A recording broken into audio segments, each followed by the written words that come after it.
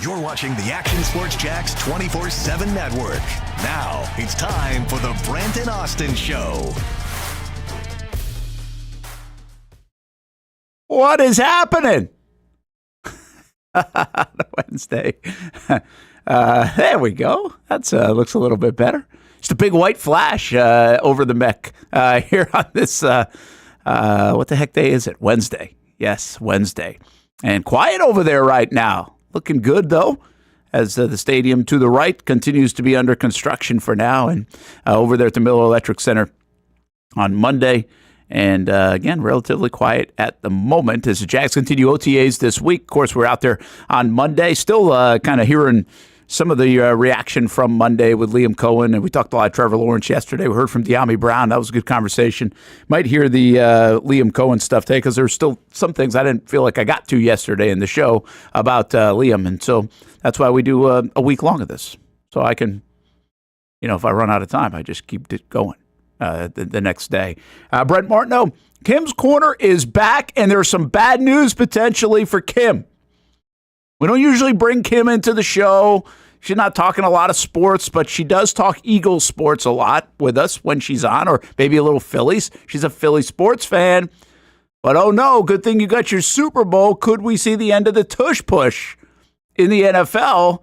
That is a topic, Kim, just to give you an update at the league meetings. I'm well aware. Oh, you're well aware. Yeah. Have you ever been this concerned over a Tush Push before? Well, we like to call it the brotherly shove. Oh, yes, That's right. Tush Push sounds very non-football-esque, doesn't it? But the brotherly shove doesn't sound too tough either. I enjoy watching it, but they can win without it. Can they? Yeah. Yeah, I actually think, what's going to happen, because this is the way sports works. And the latest, I saw Diana Rossini, as I was coming in, had said something like, sources say this could be the end of it, which is really interesting, because Green Bay is the one that brought this up, and I think they, all these different teams come up with the rule proposals. One of the other things, like the Lions have backed off their whole playoff seeding thing, which I actually thought, if you read about it like a week ago or a few days ago, felt like there was momentum for that, but they pulled it off the table, at least at this time. And then I did see, like Rossini said, it looks like the Tush Push could be on its way out. So like some of the new things that have come up with that could get it out of the game. And I've not been a big fan of getting it out of the game, just to be clear. The way they worded it, though, is like no pushing or pulling of any player to advance. So what do you want to do? Play two-hand touch football? Well, yeah, but this is not a somewhat new concept. In other levels even of football, and I don't know the exact things, but you can't do some of this. You haven't been able to push from behind or jump on a pile or even pulling players. I think those offensive linemen, if you get like the running back, let's just say whoever your favorite, Lane Johnson, he's like in the end zone, and he's kind of got his back turned, and all of a sudden he sees like Saquon Barkley coming over the pile, and he grabs him and pulls him. Like, I think you can do that, but I think there are some elements of it that you haven't been allowed to do, whether it's in college or high school and the NFL, and I mix them all up. So, like, this is not the first time these things have been addressed. Well, yeah, and so that whole pushing and pulling concept, right? Like, you can't help and aid players. It goes even to, there are some silly things, I don't know about silly, but there are some things even on like a field goal, right? Where you can't leverage people. So you can't like put your hand on somebody else and then dive over the top to block a field goal. Or if you do hurdle the line, you have to clear the line or it's a penalty. So there are things, once you start teaming up and having like a tandem play and tag teaming on a play, there has often been times where the league has stepped in and said, no, we don't want that. Right. And I think that was a rule back in 2004? Is that what they say? 2001 or 2004. You've probably been paying closer attention to this than I have. Maybe. But so here's my thought. Here's what's going to happen. You say the Eagles can win without it. And listen. Can the Eagles, I'm going to say this right now. Can the Eagles win without the Tush Push? I'm going to say yes. Because as it is, they made so much yardage to really only need inches or a yard. Okay, so the reason I say that, I'm like laughing. Like, yes, of course of course they can win without the tush push. They can. They're a good enough football team to get 9 yards on a play or whatever. I will say it's become part of the psyche of their team and almost the persona of their team with this, and also it accentuates their physical nature of their team too, because it's basically if you have them at 3rd and 1 or 4th and 1, you're not getting a stop. And if you get them down near the goal line, it's an automatic touchdown. Like, there are very few things like in sports that are that automatic as what they have been able to do inside a yard. I mean, it just doesn't seem to happen very often. So that in sports, I mean, people stop plays. You can't just say, hey, it's automatic. This is about as automatic as you can get in sports. They have figured it out. They have leveraged this thing very well. So my thought on it is, if it gets banned, you can't do it anymore. You can't pull and push and tush push anymore. I think, one, they'll try to come up with a new way of doing something similar without, breaking the newest of rules. But 2, I think the immediate impact on them will be they'll lose a little bit of that swag and psyche of, hey, well, we got a first down. Like, that's a little defeating as a defense when you're 3rd and 1 and 4th and 1 and it's just automatic. Because those 4th and 1 plays, 3rd and 1 plays really change momentum. So if you can't do this play and now you got to hand it off and you don't block it right and a lot more things go wrong, well, now that can change the game. So I'm predicting this. If the tush push goes away, the Eagles' short yardage numbers will go way down. Fair. Because they just will. Yeah. Right? But I think they'll go drastically down because I think that's the way it works in sports. And so even your normal 3rd and 1, 4th and 1 kind of plays that maybe most years they cash in most of the time, they'll even struggle a little bit there as well, just because of the kind of the correction of the sports world. And we'll see now. We got to get a year sample of it if this is the case and it ends up happening. But I think there's going to be a more mental side of this and maybe even an analytics side of this that says, okay, we're punting now, right? And you take I think Hamby's Berto brings it up. The Eagles shouldn't have spammed it the way they did in the playoffs. That game against the Commanders was ridiculous. They ran it literally 8 times in a row. And I think they did. You're right. I think they're going to take that Commanders game, and I kind of forget that whole situation in game. But there probably are 4 or 5 different games in the course of a year where if they don't get the tush push, they don't get the first down, there's either a momentum change on a stop or there's a punt. Right. And if that does change, do the games change? So that can be pretty significant. That is a possession. Like, these are turnover kind of downs. And I think that's maybe something that we haven't talked about a lot.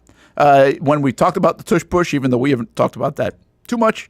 But I think this is a high leverage situation when this play comes up. We're not talking about a play that is used randomly in a normal flow of the game. It's used in a high leverage situation, which puts more emphasis on it, gets more attention to it, and especially with the automatic nature of it.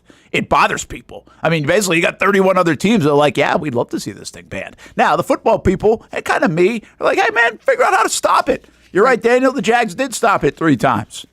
And that was on 2-point conversions. But that was critical. Those were high leverage situations. Those were points off the board. Didn't seem to matter in the Jags because they threw it to Dearness Johnson. And the Eagles are not the only team that uses it. Yeah. Other teams use it. They just don't do it as well. Yeah, they don't do it as well. It's like the only thing Ryan Nielsen did well was stop the tush push. It was unbelievable. I mean, he could put on a clinic about that. And that's it. And now it's going away. I mean, he was voting for this thing to stay in, that's for sure. He could have been a consultant for every team on the tush push. That's a heck of a business right there. Anyway, that's, I guess, the latest coming out of the NFL meetings and circles on that. I don't know why the Lions poll. Let me. This just came in the last 15 minutes. They were going to vote. NFL owners had been set to vote on the proposal today. And in that proposal, if you weren't familiar, only the division winner in each conference with the best record would be guaranteed a home playoff game. The rest of the playoff field would have to be seeded strictly by record. So this is to avoid probably what happened in the NFC North this year is my guess, where you had Minnesota and Detroit. So like Minnesota had to go out to LA because Detroit ended up winning. So they had the number 1 seed. Minnesota goes all the way to number 5 seed. And there is some logic to that, right? I mean, you're playing for a number 1 seed, you end up as a 5 seed on the road. It's a little goofy, but you know what? I don't think it happens on a regular basis enough to say, hey, winning your division doesn't matter. Hey, you win your division, win your division. You win the AFC South sometimes at 9-8. Yeah, the division kind of sucked. But you could win easily the division in the AFC North at 9-8 or 10-7. And you earned that damn thing now. There are like really good teams in that division. So I kind of like it the way it is. I would vote against this. I don't think this happens, unless they and they probably do have data on it, but I don't think this happens enough. I don't think this is, I'm not ready to just get emotional off Minnesota and Detroit. If you're good enough, go on the road and beat the 4 seed. If you really should have been the 1 seed. Does the home field matter that much? Again, you lost the game, so you weren't getting the bye anyway. But under this new rule, I guess they would have been potentially like a 2 seed or a 3 seed playing at home. Whatever. Let's see. Hamby's Burner says, my guess is the Lions backed off because they realized around the league no one else wanted to do that. Ratings on the playoffs are higher than ever, so why change anything? That's a good point. I haven't heard a lot of argument about this. I see the logic in it. I get the debate about it. I just wouldn't change it off. You'd have to show me that over 50% of the time in the playoffs, this would come into play big time. I think that's what I would need. I'm throwing out a number there, but I would say more than half the time, this is a problem. Well, I don't think we have that kind of data that shows that. I doubt the analytics show that. This feels like a once in every 4 or 5 years we have this conversation. Way back in the day when, who was it? The Seahawks went 7-9 or something in the 16-game season, won the division. I mean, that's such an outlier. I don't think we've seen that since. Maybe we get a 500 division winner, but usually it's a game over 500 at the worst. The Jags, when they won the division and it was 9-8 and they came back and they hosted the Chargers. The Chargers probably had a better record, but not significantly better. I don't think they had like 11 wins. I think they might have had 10. So it is what it is. One more thing about this. It said in the current format. Oh, no, we already know what the current format is. It wasn't really a big write-up on the Lions pulling it out, but they backed it off maybe because they think they've got something. I'd go with Hamby's Burner too, but maybe because they think they've got something, but they weren't going to have all the votes. So instead of getting it denied, let's talk a little bit more about it. Now it's been at least presented. It's been out there, and maybe the next time through. Or they wait another year and see if it hurts them. And then they'll never put it back in. I mean, these things are really interesting. Do you do it because it's the good of the game, or do you do it because you were impacted? Now, the Lions really weren't impacted, but they were close to. Like they easily, if they had lost that game, right, could have been like the 5 seed on the road. So maybe there were some feelings for that. Crazy enough, right? The Lions didn't even advance as far as they advanced the previous year, even though they had that top seed. So a couple things happening in the NFL. Those are some of the storylines. We'll wait and see if the Tush Push stuff comes in over the next little bit and how that impacts the Eagles. Again, the Eagles are a good team. I do think we will see, though, a little bit of probably a lot of bit of a correction based on what they were able to do in their short yardage situations and the psyche of that play. How does it factor in? We'll see what everybody says about this pulling and pushing and injuries and the rest of it when it all shakes out. All right, I got a couple other things on the docket today to tell everybody about. And one thing I didn't get to yesterday is Derrick Henry. Derrick Henry, I don't think gets talked about enough around here. And he signed an extension and continues to play with the Ravens. Really seems to fit in with the Baltimore Ravens and what he's now just had an unbelievable career. But he's going to play for a little bit longer. And the beauty of Derrick is he has proven so many people wrong to get to this stage at now 31 years old and in the league for 2, 4, 6, 8, 9 full seasons. Had, his first 2 years wasn't used that much, right? I know he started a couple games. But since then, he's played in 16 games, 15 games, 16 games. In 2021, he was on a crazy pace, but only played half the year in 8 games. Played in 16 games in 22, 17 in 23, 17 in 24. I mean, he's been just terrific. 1,000 yards, 1,500 yards, 2,000 yards. Had 937 yards in that 8-game season. He was on pace to maybe do it again at 2,000. 1,500 yards, 1,100 yards, 1,900 yards. He now has 2,300 carries in his career. You go add that up, felt like he had 2,300 carries a season at Yulee back in high school. He obviously was used big time at Alabama. I mean, this guy, I don't think gets talked about on a freaky level as much as he should. He's obviously a huge human being. But I think from a freak athletic standpoint, I don't think many people have been able to do what he's done. And I don't know if it gets talked about enough. He is celebrated across the league. There's no doubt about that. But my question here, I always talk about how much he should be celebrated here in Jacksonville. I think he has really etched his name from a Northeast Florida standpoint. I know the folks in Yulee get mad sometimes when you call him from Jacksonville. He's from Jacksonville, right? We call it, we own we take ownership here of every player that's in and around Jacksonville. I mean, C.J. Spiller was from like Union County and Lake Butler, right? And he's ours. He's all of Jacksonville's. So I think Derrick fits in here. But I always have said this, and I don't need to belabor this point. I mean, Derrick's going to go down as arguably one of, I think, the top 3 guys to ever come out of here. I mean, nobody's supplanting Bob Hayes. And then the conversation starts after that.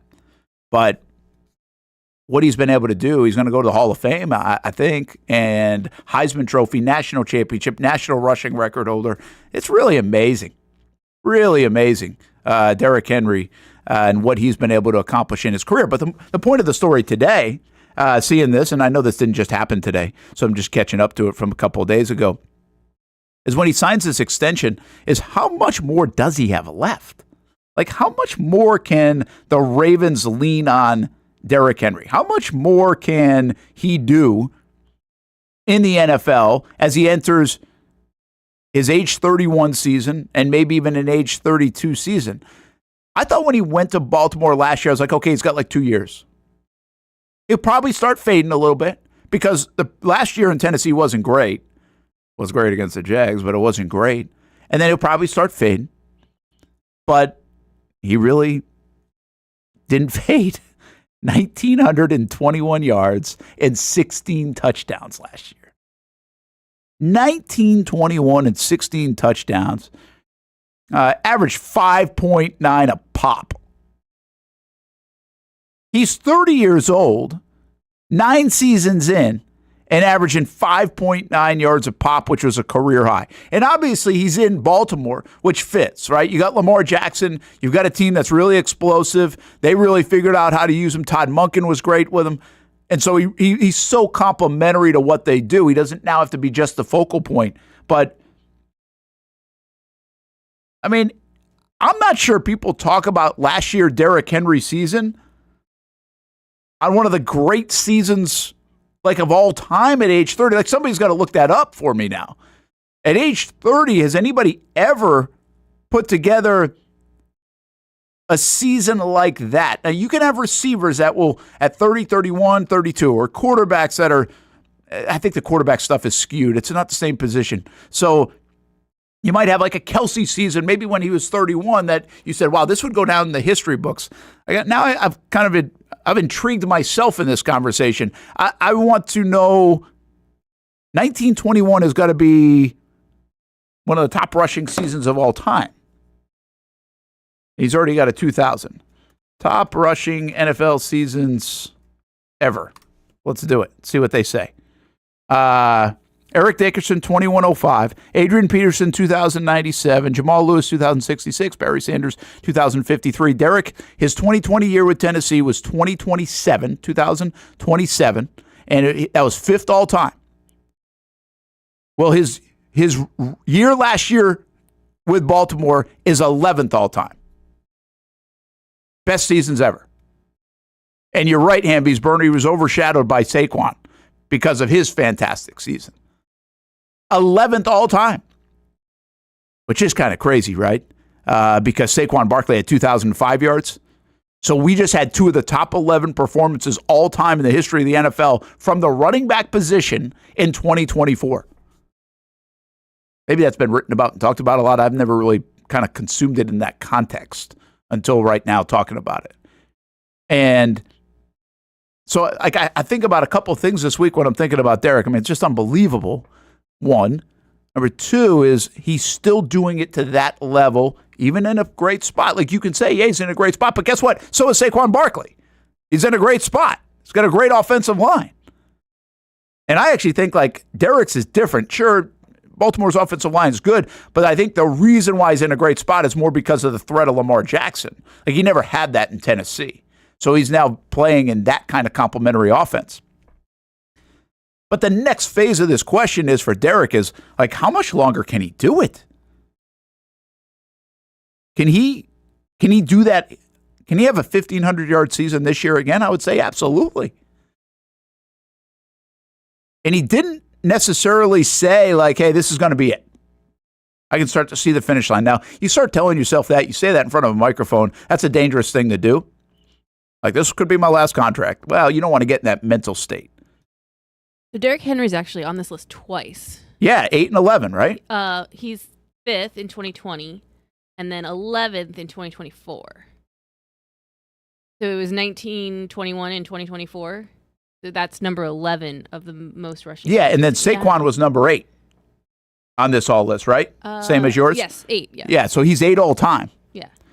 It's just kind of wild because we've seen the running game kind of go away. Well, not away. It definitely has hit a resurgence. Daniel Griffiths told us about that on ActionSportsShacks.com that I think 2022 was like one of the best rushing years in like 40 years.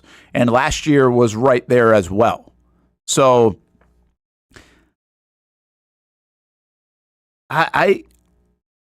first, I'm not going to doubt. Like, there are just some guys that you just don't doubt. And I'm not going to do that. I'm not going to predict like, oh, okay, he's tailing off. This is going to be it. I kind of did that a couple years ago, like started to say, all right, how much longer can you really do it? Running backs 29, 30, 31 years old. That's getting into some rare territory. Well, the thing here is he is a rare athlete. He is his own rare territory. And I do think we're starting to see running backs, whether it's because of today's sports science or anything else, I think they're starting to last a little bit longer than people in that one little area for the last 15, 20 years. We said, well, it's a one-contract guy. He's got, by 28 years old, he's done. I don't think that's the case right now. 29 years old, wheels come off. That's not the case across the league. It's not the case with Derrick Henry. But I don't know how much he can do this at this level because he's raised the bar so much, but I don't even need to put him at that level. Like, I'm talking a 1,500-yard season would still be borderline heroic as you start entering your early 30s. And 5.9 yards a touch last year for Derrick Henry. If you take all these seasons that we just went over, Derrick's 5.9 yards was 5th best in those seasons. Jim Brown, Barry Sanders, O.J. Simpson, Adrian Peterson, all were 6 and above per carry when they had these big seasons. Some of the best of all time. Derrick was 5.9. By the way, Saquon Barkley last year was 5.8. And, I mean, he only had 325 carries. I say only. But he only had 325 carries last year. When Derrick, let me check one more thing. When Derrick ran for 2,027 yards, which is 5th all time, that was in 2020 for Tennessee, he actually carried it 378 times. So 325 for 1921 or 378. So he wasn't being used as much last year, which also makes sense. The thing with running backs, it happens in front of your eyes. What will this be, his final run or how will he finish? He has avoided injury. Yeah, Coach, you're right. It goes fast. It goes fast for a lot of athletes. Like we might have just seen it with Cooper Kupp, right? We have no idea if Cooper Kupp will bounce back. Boom, goes quick. You think about a Julio Jones. Man, it went fast, didn't it, with Julio Jones? Like we went from felt like all pro to is he still in the league? So we do see it. In the running back position, you get it. You'd absolutely get that too. So I don't think we'll get a much of a precursor to your point, but I thought we were starting to see that in 2023 before he ran over the Jags in that final game. Like he was good, but just okay. Now their offensive line wasn't as good. He had to do more, no doubt, but he had done that. Like it felt like, whatever, who cares who's blocking? I can still roll over people. 2023 didn't feel as great, which is part of the reason why I don't think the Titans brought him back. They're like, okay, it's time for him to, we've gotten a lot out of Derrick Henry, right? We appreciate him. And I don't think they thought that he could do this for another 3 years.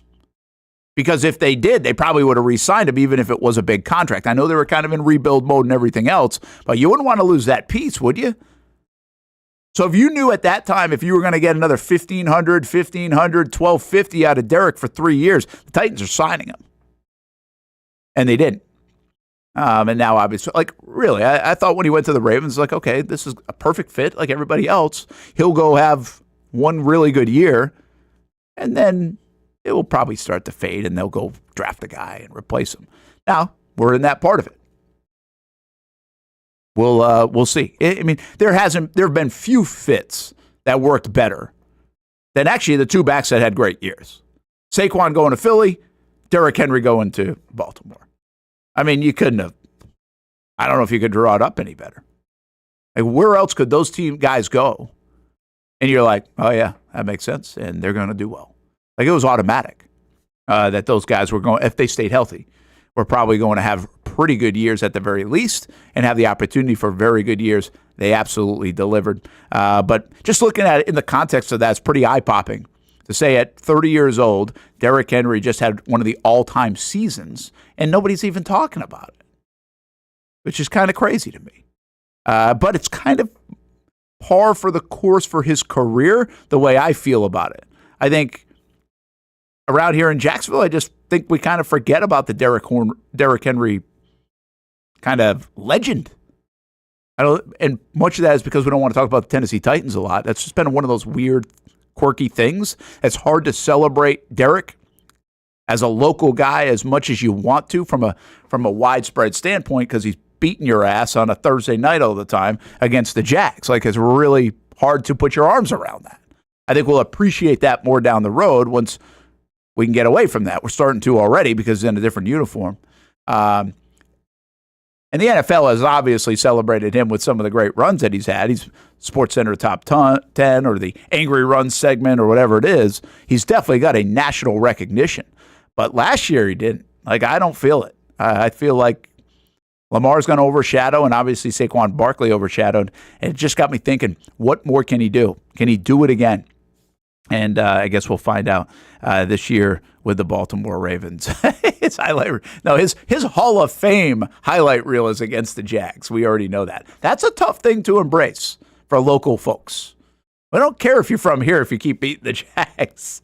And by the way, he also played for Alabama, so for Gator fans or anybody else, like, he went to the other side. He was on the dark side. What a unique trend, right? That is odd. To find somebody else. I'm trying to think of who else would even fit in that,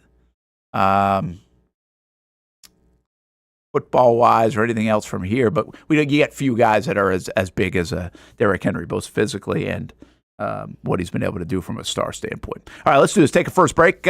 We come back. We got plenty to talk to. I've got some different stories. Juan Soto. He didn't run a ball out the other day. That became a big story, like up in New York.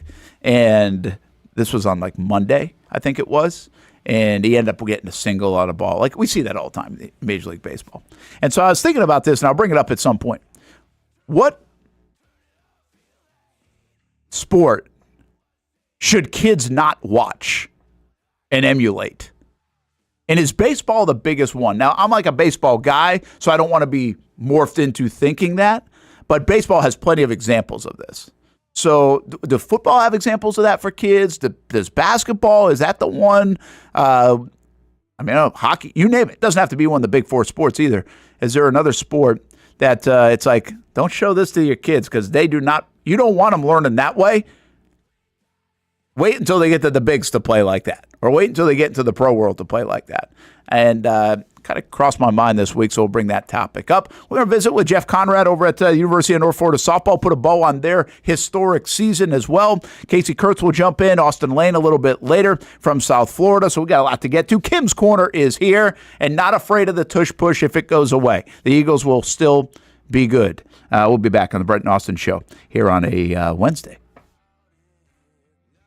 When it's time to get a new car for anyone in your family, just remember, nobody but Nimnick, the #1 Buick GMC dealer in Jacksonville. Get the latest price breaks on 2023 and 2024 models, or the newest 2025 vehicles in the showroom on Phillips Highway, or shop online at nimnickbuickgmc.com 24 hours a day. GMC Sierras, Yukons, and the redesigned Acadias, or get the all-new redesigned line with Buicks. It's nobody but Nimnick, and part of the reason why is this is a first-class buying experience here at Nimnick Buick GMC. You're not just a customer, you're a friend. This is about getting a vehicle that best fits you and getting you on the road, and also helping you and your family down the road. Nimnick has a treating you right guarantee, courtesy, respect, fairness, and most Buicks, GMCs, and Jacksonville's only Car Bravo dealer, nobody but Nimnick. Who has put in the most years and stands behind a better experience? Nobody but Nimnick. GMC. We are professional grade. The schedules are out for another summer of soccer here in Jacksonville with the Armada men's and women's under-23 squads, starting with the ladies and the home opener on May 24th. 2 weeks later, they're back in Northeast Florida for a June 7th matchup. The season wraps up with a pair of Friday night home matches June 20th and the 27th. As for the boys in blue, they debut against a couple league newcomers on May 9th and 17th respectively, with more home dates on May 31st, June 14th, and June 21st. All those matches are at Edward Waters University, and you can watch them live on the Action Sports Jacks 24/7 network. Those teams are a big focus on Fleet and Footy, covering the big soccer stories each week on the Action Sports Jacks 24/7 network. I'll put one in the back of the net for you. Join us for player profiles, fun interviews, and the very latest on the Fleet and all things footy. That's every Thursday at 2 p.m. I've been telling you about CGC Water Treatment and Plumbing for a long time now. Their drinking water systems remove up to 99% of contaminants. We've had a Connecticut water softener and drinking water system in our home for more than 7 years. You can see the difference whether you're washing clothes, the dishes, or what I like to do most, fill this up for some coffee every morning, and mostly all day. Remember, if you're not filtering your water, you are the filter. Don't be the filter. Right now, you can get a free Connecticut reverse osmosis system with the purchase of a Connecticut Premier Softener. The experts at CGC Water Treatment and Plumbing will test your water for free and determine your water score. Don't know your water score? CGC will find out and recommend the appropriate Connecticut water treatment solutions so you can improve it. Call 904-552-1242 or visit cgcwater.com. Ask about our 90-day love it or leave it guarantee. CGC Water Treatment and Plumbing, an authorized independent Connecticut dealer. Florida license number CFC 1432579. There's a saying in sports, you can't win them all, but you can win a lot with good folks on your team. Like that one painter, First Coast. It's tough to beat the sun in Florida, so your home fades. It's tough to beat that HOA when they come calling. Beat the sun, beat the HOA with that one painter, First Coast. And it's a good time to do it. Less rain to work around, and painting in mild temperatures is perfect. After all, the paint bonds to the surface so much better. Give that one painter First Coast a call at 904-417-3557 or look them up at first-coast.thatonepainter.com. Fast estimate, guidance on color and HOA requirements, and the highest quality job you'll find anywhere. Be a big winner in your neighborhood with That One Painter First Coast on your team.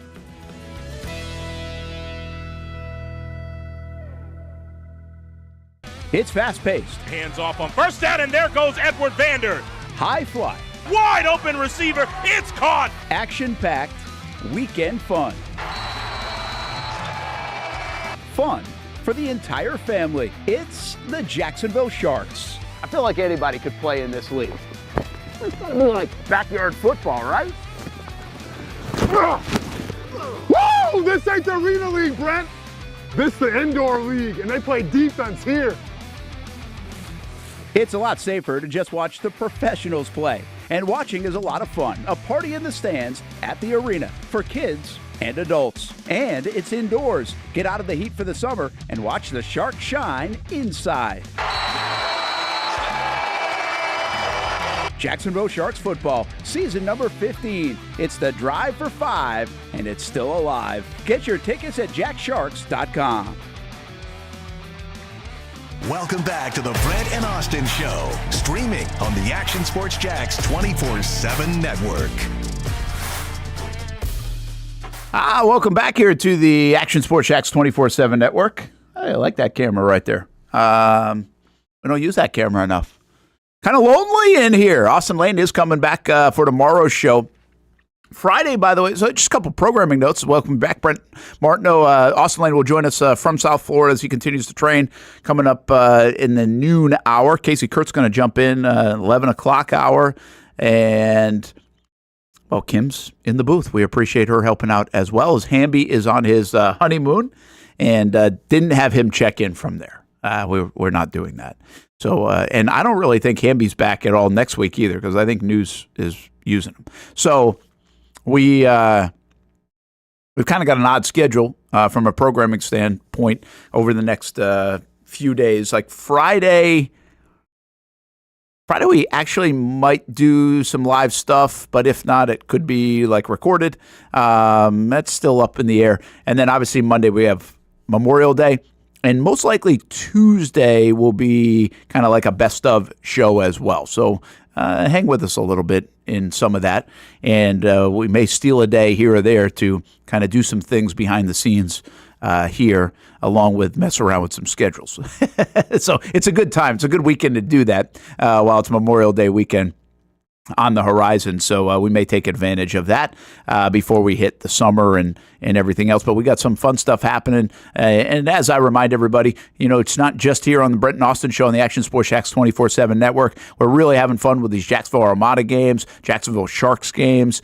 Sharks are on the road this week. Armada back home, but on the women's side. So we'll show the first women's game. That will be at 4 o'clock. We're seeing a lot of replays now on actionsportsjax.com. You can go click on the article from those kind of games, or just if you're there on actionsportsjax.com, you can see everything that plays on the network. And it's more than just this show. Starts with Miller and Moulton in the morning, and then we've got a plethora of shows. Our no gate fees season has ended, so we won't have that today at 2 o'clock. And tomorrow we've got Fleet and Footy at 2. We've got Cup Date today. We've got a week with Action Sports Jax today. So make sure you check that out and all the different shows. And we're going to keep adding shows. In fact, it's one of the things we're doing this weekend. We're recording a couple of episodes of a new show we're going to start and debut in July. So that'll be more info to come. But we are actually starting to record some of the things there. And I think you're going to like it. I don't know if maybe I'm just going to like it, but it's definitely something that I want to do. So we're doing it. Like, this has nothing to do with you have asked for this. This is more that I want to do it. So that's the beauty of this thing. We're going to scratch the itch, and we're going to do it and hope it hits and hope we have fun with it. And then we can do it for years and years to come. That is kind of the fun part. This thing. Coach Rip talking a little bit more about Derrick Henry, by the way. Alabama, one place that gave him a chance to win the running back job. Yeah, there was a lot of talk. Muschamp at Florida wanted to play linebacker. There was even talk at Alabama, if I remember correctly, that even they were flirting with the idea of linebacker, which is a fascinating thing. I haven't talked to Derrick in a long time, and I'm sure people maybe asked him this question. I haven't seen every interview with him. But it will be nice someday to sit on the front porch in Yulee and say, how good would you have been at linebacker? Like, I wonder how good of a linebacker he would have been. I mean, is he the guy that could have moved to different positions like that and been good? Now, hard to say he would have been better linebacker than running back. But been pretty damn good.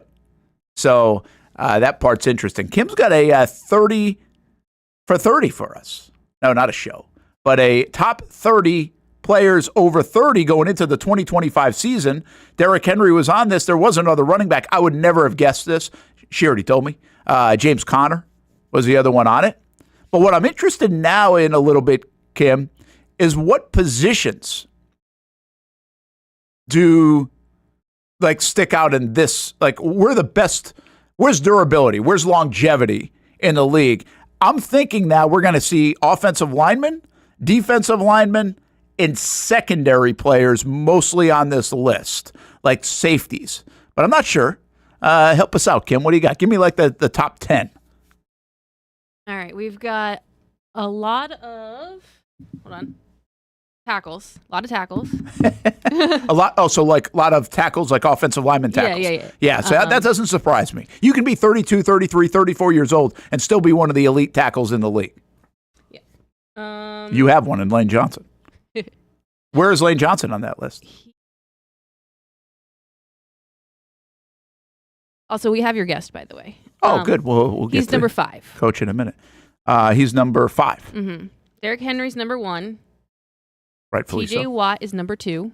Well, Watt's already I guess that makes sense. George Kittle, number 3. Chris Jones, number 4. Lane Johnson, number 5. Are there any Jags on there? Is Calais Campbell on that 30? He is. Okay. Yes. We count him as a Jag still for life, I feel like, in Calais Campbell. But I wouldn't think there are any Jags. I don't Foye? see Aluakin? Is he over 30? Is he 29? He might be like 29. Feels like he's been around a bit, but... I don't see any Jags. Yeah, well, I mean, a little bit of a bid to get younger, and I might say, listen, Evan Ingram, is he on the list? I'll look for him. It's a longer list. It's more than 30 of them. So yeah. Well, Evan Ingram would maybe be if the Jags still had him, and they didn't. If he didn't go to Denver, I guess Calais is number 14. Calais is 14, Mm-hmm. and Ingram is not above Calais. Like, he's not in the top 14. I don't see him on the list. Really? Well, that's kind of interesting. I mean, as much as I love Calais, at 38, I'm not sure Calais is more impactful than a guy like Ingram is at 32. Has been, at least, the last couple of years. Now, they could be coming off the last year. Calais had a nice season, and obviously Ingram got hurt for some of it. So, interesting. All right. Hey, let's bring in Jeff Conrad, UNF softball coach, right now here on the Brent Austen Show on the Action Sports Jax 24/7 network. Kind enough to join us on short notice. I was listening here. You guys stole all the headlines for like weeks and weeks and days over the weekend. I was like, wait a minute. Where did these guys go? I miss a little UNF softball. We got to put a bow on this season. Thanks for taking a few minutes, Coach. And have you slept? You feeling okay about how this all shook out at the end of the day? And what's the last few days been like?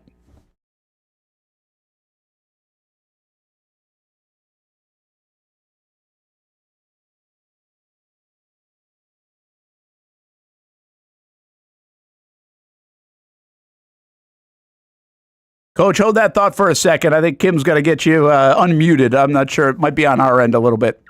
So we'll get back to you in just a second. We appreciate you hanging with us, and we'll try to get that figured out. Kim, if you need me to have Coach just jump out of that and come back in, that might be beneficial.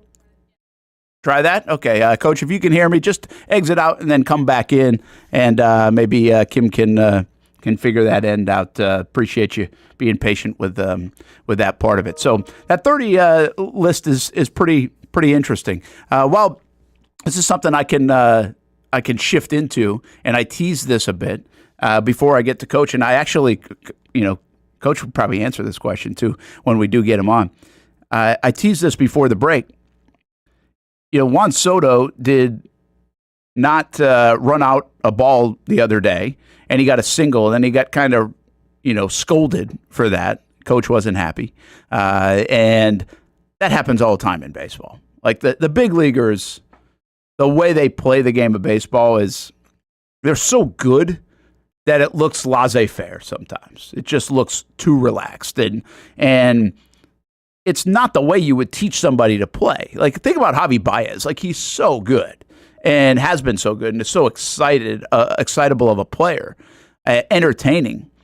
But you wouldn't want your kid at 8 to 10 or 12 years old playing like that. And if your kid played like that at 16 in high school, he'd be running all day, you know? So I look at a sport like that and I'm like, kids don't watch. Like, you want your kids to watch, of course, but it's almost like, bad habits. I wonder if that's the same in football and in basketball.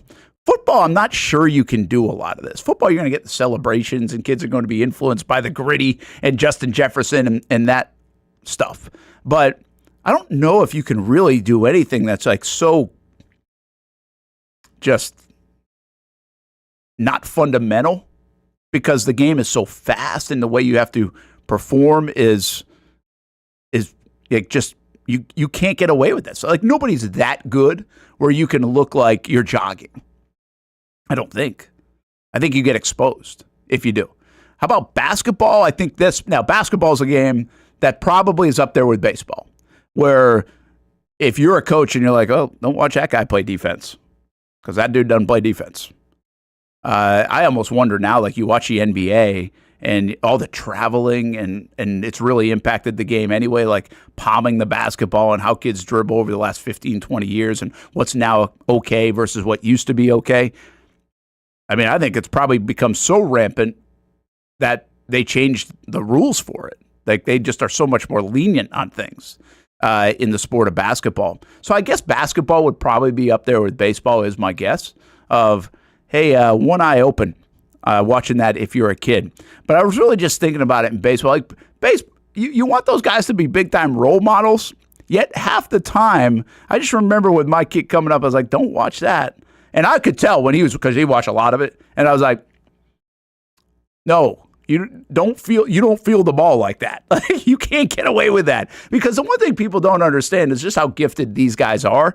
They are the 1%, so you can't, they can get away with it. You can't. Hibbies Burns says, the AAU basketball leagues are affected by this. Yeah, no doubt, right? I think basketball is really on par with baseball in this kind of conversation. I'm trying to think of other sports that would be, like, even from a tennis or a golf standpoint, nothing jumps out at me. Now, antic-wise, and again, football, you are the celebrations, the branding, all those things are definitely, definitely something that comes into play, but not the actual playing of the game.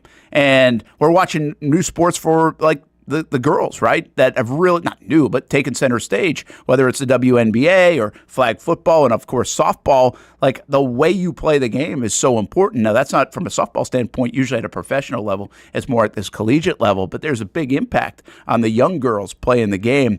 So baseball has just taken that to a different level. I think basketball probably has too, where you can develop a lot of bad habits. Are you seeing levels over there, Kim? You can't tell. All right. Coach, we're not going to keep you long, but we're going to try you again. We don't know if we can hear you or not, but give us a whirl. What do you got? Can you hear me all right? We got you. Yeah, we Good. got you. Right. Thanks, man. Thanks. Appreciate that. So I don't know if something's acting a little funny. We couldn't tell, but we got you now. So I'll ask you again because you could hear me. How have the last few days been? You still answering a bunch of texts or what?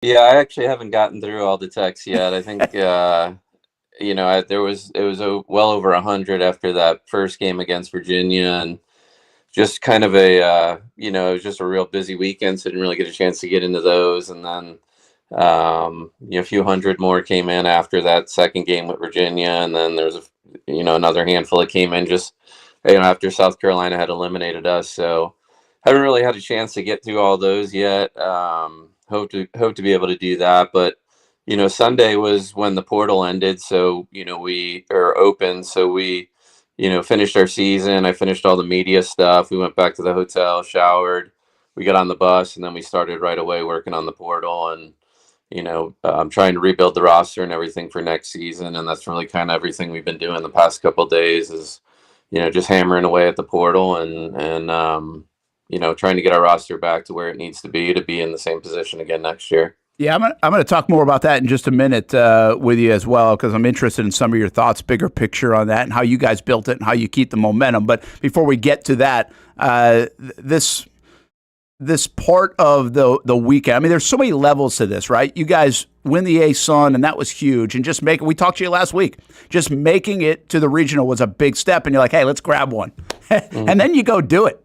And so I'm kind of curious about your mentality Friday night, where you're like, okay, you check that box of getting one, and I know you're a competitor, and you're facing a South Carolina team that they're a little new to this party. They had an unbelievable year, very good team, talented out of the SEC, but they're new to the party. So you probably were like, hey, they don't have the pedigree that like an Oklahoma or a Florida or everybody else. Did you kind of shift your thinking like, let's maybe just more than once shock this softball world? We got a real chance here. Yeah, no question. I mean, I think, obviously our attention shifted, right away to South Carolina once we saw, that's who our opponent would be. And, we felt good from the get-go about being in that regional and, avoiding Gainesville and Tallahassee. And, no disrespect to South Carolina. It was a team that we hadn't played a couple times throughout the year. And, our focus went exactly to that. I mean, let's shock the world again. Let's figure out a way to go win this thing. And I think we felt like if we could win that game against South Carolina and be in the winner's bracket, that we had a realistic chance. And I think for a mid-major program, like once you get into the loser's bracket in a tournament of that format, it becomes a little bit of an uphill battle because you don't have the depth that some of these Power Four schools have. And we knew we had to try and get it done in that game against South Carolina. And, it was a great game, through the fifth, sixth inning, scoreless game. And, and then they break through with that run and, add on a little bit of insurance. And, their pitching was great. I mean, they really kept us off balance both games that really we played them. And, I think it's such a quick turnaround after you lose that game where you have to refocus your kids and not let that South Carolina game beat you twice and try to figure out a way, just to get back to championship Sunday where you have a chance, to legitimately, when you think about it, I mean, you're one day away from making it to a super regional. So, it was a lot of emotions, a lot of different thought processes in a really short period of time where, Friday night, we're feeling really good. I mean, we're playing in our first regional. We won our first game. We got all that stuff taken care of. And now we just got to figure out a way to beat South Carolina. And we're, sitting in the driver's seat with a realistic chance of going to a super regional. So, it was a lot of emotions, very draining. It was obviously a long season and a lot of exciting things, but, we really don't have much time for rest with the portal opening right there at the tail end. And that's crazy. Once you get a taste of it, I mean, you can't not want to get back there again. So it's, a lot of work that goes in behind the scenes just to try and, replenish the roster and make sure we're in as good a position as we can to be right back there again. Two things about Saturday. I thought I kind of thought you outplayed South Carolina most of that game. I mean, and you can't, again, if you're UNF against South Carolina, I mean, the way this works is you've got to play almost perfect, right? So you've got to, we know that, and you had some opportunities. I mean, I think at one time going into that sixth inning, I think when they scored the 3, I'm pretty sure like you guys had out hit them, and you had like 4 or 6 runners on base or something. So you had a couple opportunities. I mean, that's how tight this thing was, right? I mean, that's how close this was to really being in that winner's bracket on Sunday. Yeah, absolutely. I mean, and we kind of felt that way too. I mean, again, no disrespect to South Carolina, but we really felt like we had outplayed them for the better portion of the game. Really had out hit them. I think Benny had, held them hitless through like 4 innings. And, we had multiple runners in scoring position. We just couldn't get that big hit to kind of break through. And then we give them an error, we commit an error and it leads to a run. And, but yeah, I mean, going into Sunday, outside of just being a little bit, tired and beat up from playing so many games in a short period of time, we really felt, good because we felt like for the most part we had outplayed South Carolina, in that game.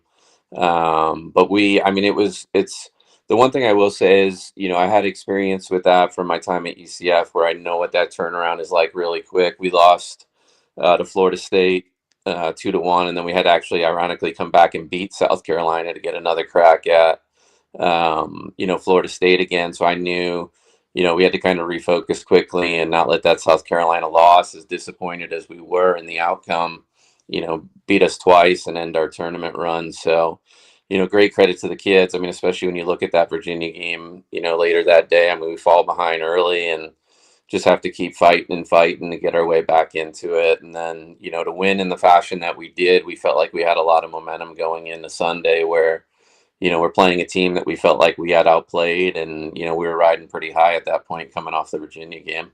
Yeah, I'm trying to think like you, and it's probably better, or you should hope that like we don't think alike. I'd probably be more beneficial to you. But I'm thinking of all the wins you had this year, of all the huge wins, and obviously the ace on the Virginia one on Friday.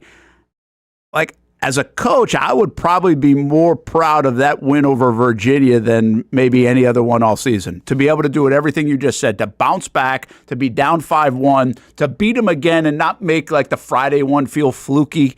How do you feel about that one? I mean, are we on the same wavelength a bit or what?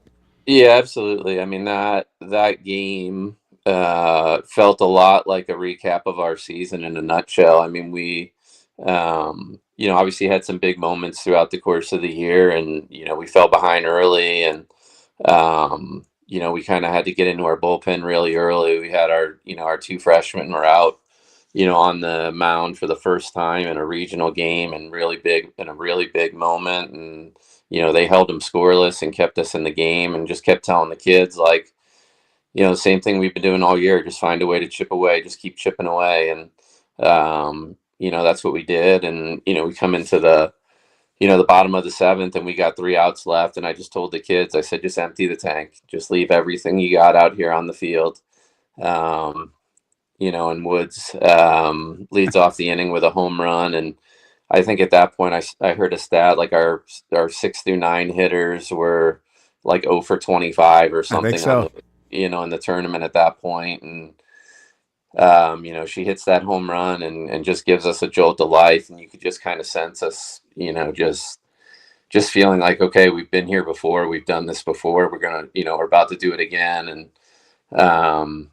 we got a runner on first base, and then they make that decision to walk Benny to put the, winning run in scoring position, which, I think was, a really interesting, position for the Virginia coach to be in. I mean, I understand where she was coming from and not wanting to give Benny a chance to end the game. But I mean, to walk the go ahead run into scoring position, I think was an interesting decision. And, first pitch and Chloe sends it right up into center field. And, I saw as soon as the ball cleared the infield, I was like, I mean, we're going to make this kid make a great throw to throw this kid out at the plate. And, I think she tried to rush and, ended up bobbling the ball. And, at that point it was just, yeah, I saw that reaction. I know what it was. Yeah, it was.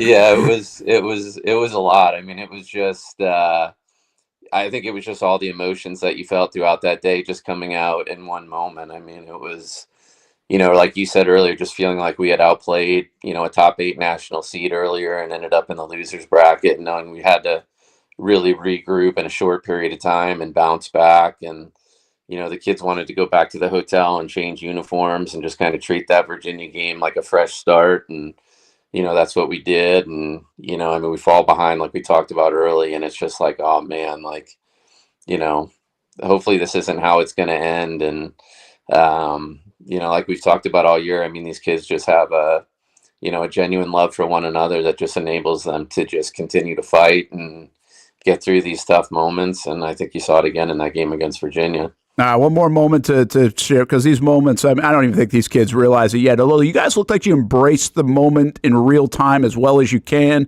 But even this, even talking about it right now. And I mean, these are lifelong memories that they're going to be talking about 25, 30, 35 years from now, which is cool. That's the cool part about sports. That's why you try to put all the work in and do it and create these kind of memories. But I mean, it couldn't help but feel the Allison Benning leaving the mound, leaving the circle on Sunday. And I tell you what, man, my we like the softball game. I thought about her parents. Like, that's all I could think. There is so much on that young lady who's been very good, and how she delivered for you guys this year and these 2 years, and on this past weekend, what she did. And I mean, you talk about leaving it all out there. I couldn't help but feel like, man, the pride in seeing all that. And for it to hit her, too, it's a very real moment. And then South Carolina and their fans to appreciate it the way they appreciated it. You probably get like goosebumps thinking about it right now. Yeah, it was really kind of a surreal moment just to be standing on the field in the middle of all of it at the time. For her even to get out there, and try to pitch as well as she did. I mean, she didn't really have much left at that point. I mean, I talked to her a little bit before that second Virginia game and was kind of like, where are you at? How are you feeling? And she's like, I'm really tired. And, we weren't going to put her in a situation out there where, it was going to jeopardize her future, her career in any way, shape, or form. When she said she was tired, it was, kind of a, all right, we're going to have to figure out a way to try to get to Sunday without her. And there was actually a moment when we fell behind, in the game against Virginia.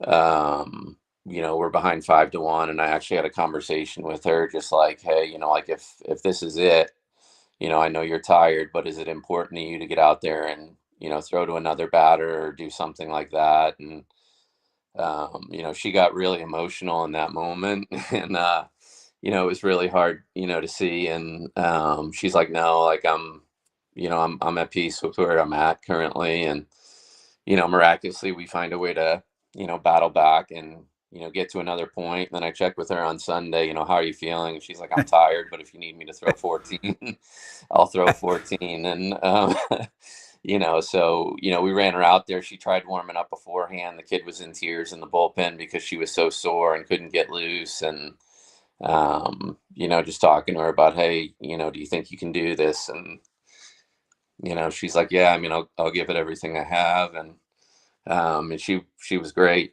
She had no hitter in 4 innings, I think it was. Yeah. Great again. And she just, I think she just got to a point where they had seen her enough times where they were able to make adjustments. And, it was a tough position to be in as a coach because, you're seeing that she's, running out of gas and she's getting tired. And, but at the same time that if you take her out, she's going to want to be out there and continue to fight for her team. So trying to find, where that ideal moment was, was challenging. And it just got to a point where it was like, okay, I think she's got nothing left in the tank. And, we need to get her out of there. And, and that's what we did. And, for her to, get the ovation that she did, I think was really overwhelming for her. And I think a credit to her. I think, and also the South Carolina fans, credit to them for, recognizing what she had done, over the course of that weekend and really just showing their appreciation was really a cool moment. Yeah, that was good stuff. That's pretty savvy from a softball fan base to be able to see all that and realize that in the moment too. You don't usually you get that sometimes in professional sports if you're at Fenway Park or Wrigley Field or it's been talked about on ESPN forever. But I thought that was pretty neat to have the awareness of that from their fan base, which was really neat. All right, so here we are. Right, it's over, but I said this earlier in the week. And I think this, you got to strike here, right? This is how you build a program and continue to take it to the next level. I kind of said, hey, I think UNF can be a Grand Canyon or some say an FAU or somebody else, but now you got to get back and you got to build it, and you got to probably build it a different way. Obviously you've been very successful with the portal, so that part probably doesn't change, but you can't really rely on getting an Allison Benning every year or every 2 years to make this work. So how much is the phone ringing, first of all, that people see this and, hey, I want to be a part of it? And how different do you have to attack this and not just say, okay, we are going to find another Allison Benning? And there are a lot of other good players you guys brought in, a lot of good players on your team, but you had a player that was a game changer for you. It just doesn't come along every couple years. Yeah, I mean, there's no question. I mean, she's a generational talent. And I think the simple answer is you don't replace an Allison Benning with just one kid. It's going to take a couple of different kids. I mean, she's such a rare, unique kid that impacted the game on the offensive side, but also in the circle, so right there alone, you're probably looking at two kids to try and replace just what she brought to the table. But I do think one of the things that we do really well here is identify talent and recruit players here. And then not only that, once they get here, we're able to develop the talent that they have. And the one thing I will say is the interest in our program has never been higher. I mean, we've been, this will be this just finished my third year. So, I mean, we've been, working the portal now for a couple years, and usually it's a situation where, we're really having to go through and scrub the portal and, cultivate options and things like that. And you come off a season like we just had, and the interest in our program is at an all-time high. I mean, a lot of these kids that are in the portal are now seeking us out, and they're coming to us from major programs.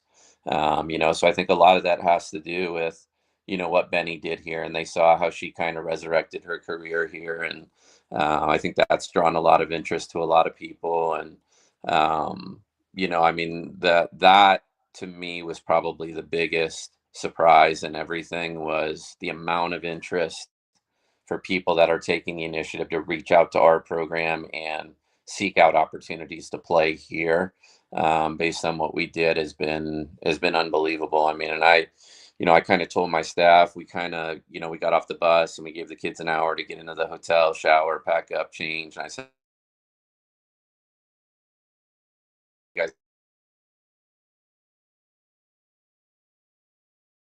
moment and where they were, and we're just kind of like, yeah, I mean, let's get back to work. Let's figure this thing out. So, we've spent that entire 4.5 hour bus ride home, making phone calls, reaching out to people, and it's all we've done. The past 2 days, we've taken a couple breaks here and there just to kind of connect with one another and share notes and go over different thoughts on different kids and where things were at and so on. But it's been a nonstop effort since we've been back to try and replenish this thing and not only make sure we're right back where we were, but figure out a way to get to a super regional, because I agree with you. I think there's nothing that prevents this program from being like Grand Canyon was this year, or how FAU's been, and, so on and so forth. So, we're prepared to strike while the iron's hot, and the interest is at an all-time high in UNF softball. So it's been a really awesome thing to see. That's good stuff. I'll let you go, and let me get two more questions, and because your arm's probably getting tired, and I get it. If you have to shift, just let me know. It's all right. Yeah, all good. Jeff Conrad with his UNF softball. So two things. One is how good is the sport right now when 5 out of the top 16 national seeds don't make it? Like, that is a very good thing, I think, for the sport. And I'll piggyback that with, who do you think will win it?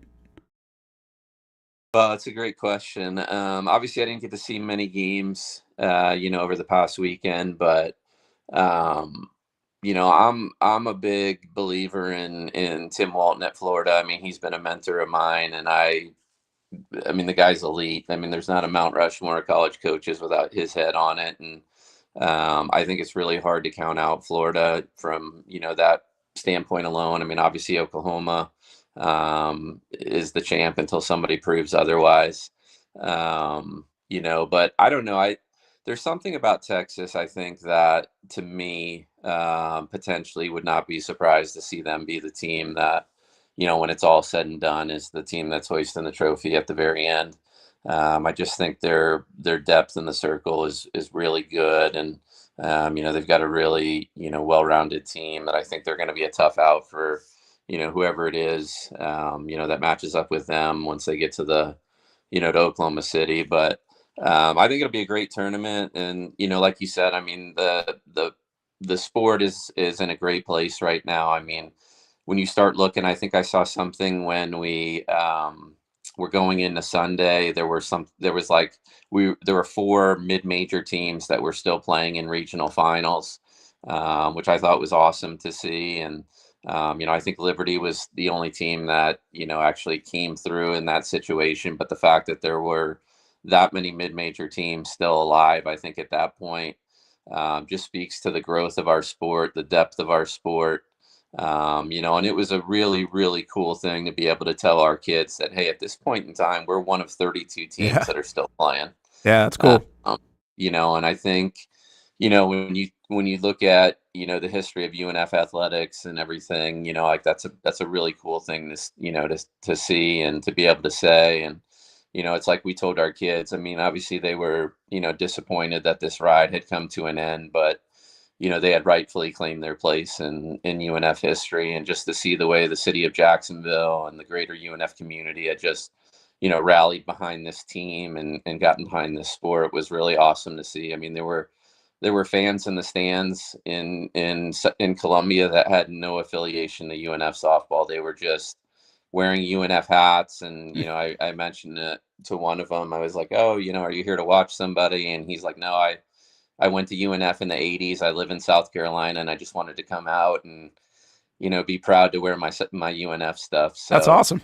Yeah, it was a really cool experience. And, our kids really enjoyed it. And you experience something like that, you can't help but not want to get it again. So, just like I think how, this year's team was motivated by the way our season ended the year before. I think, the same type of thing will carry into next year for us, where our kids will be motivated to get back there and experience it again. And, the interest that we're getting in the portal and our program, I think there's every reason to think that we'll be able to get right back there and hopefully push it even further. All right, this is it. You just mentioned the portal. I think you probably will benefit. You have benefited from the portal. It looks like you're going to use the portal.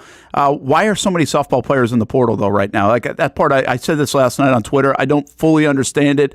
College sports right now is in a silly place. College baseball is almost in a stupid place with this in terms of paying players and NIL. But softball, I don't feel like has that, Coach. I know there are some the big programs that are paying money in NIL, but I don't think it runs as deep as baseball and football and basketball and being impacted. So why are so many softball players in the portal, do you think?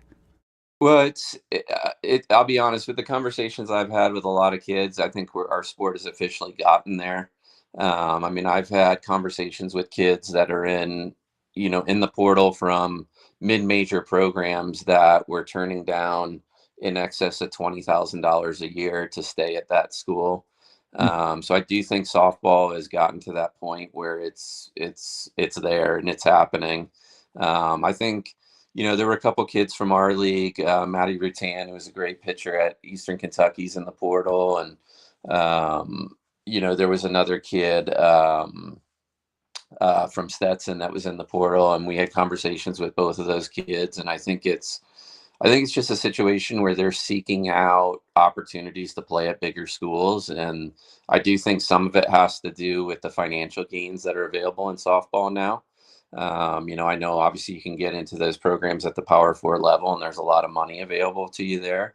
But to hear some of the numbers that are being thrown around by kids that, are having opportunities to stay at mid-major level for, excess of $20,000 a year. I mean, that's good money. I mean, one of the, I was having a conversation with a travel ball coach the other day, and he said, for some of these kids like that can get that kind of money, they can graduate and they've got enough money in their bank account to make a down payment on a house. Absolutely.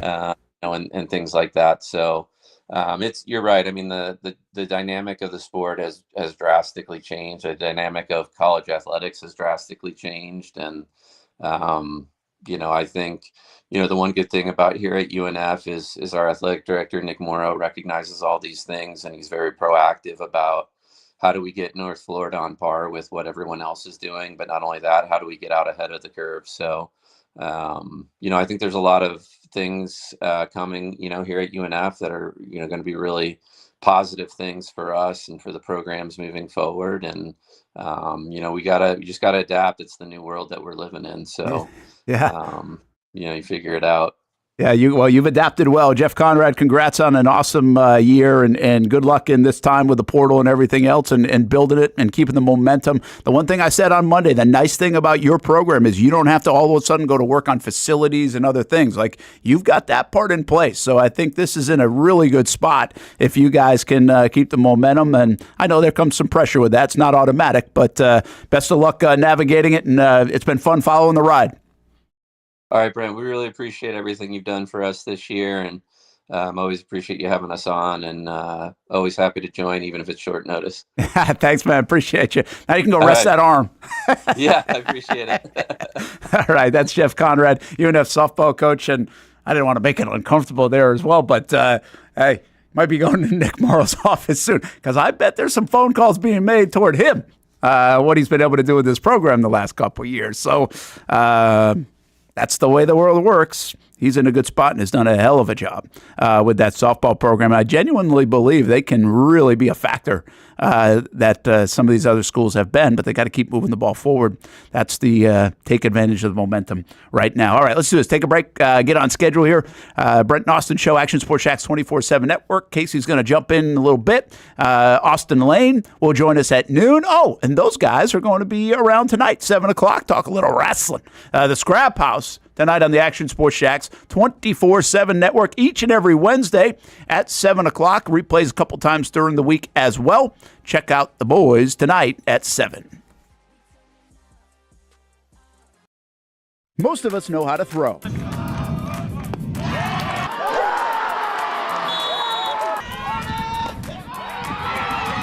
But you need to know what to throw. I'm not talking about footballs, baseballs, softballs. We're talking about those items you need to recycle.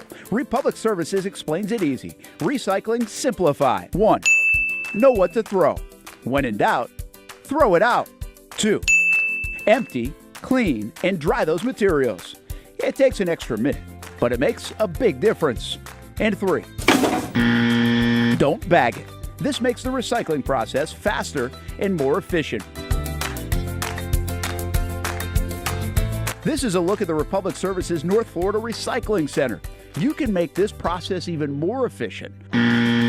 By utilizing those 3 steps, Republic Services can help you become a better recycler in your home. Learn more at recyclingsimplified.com.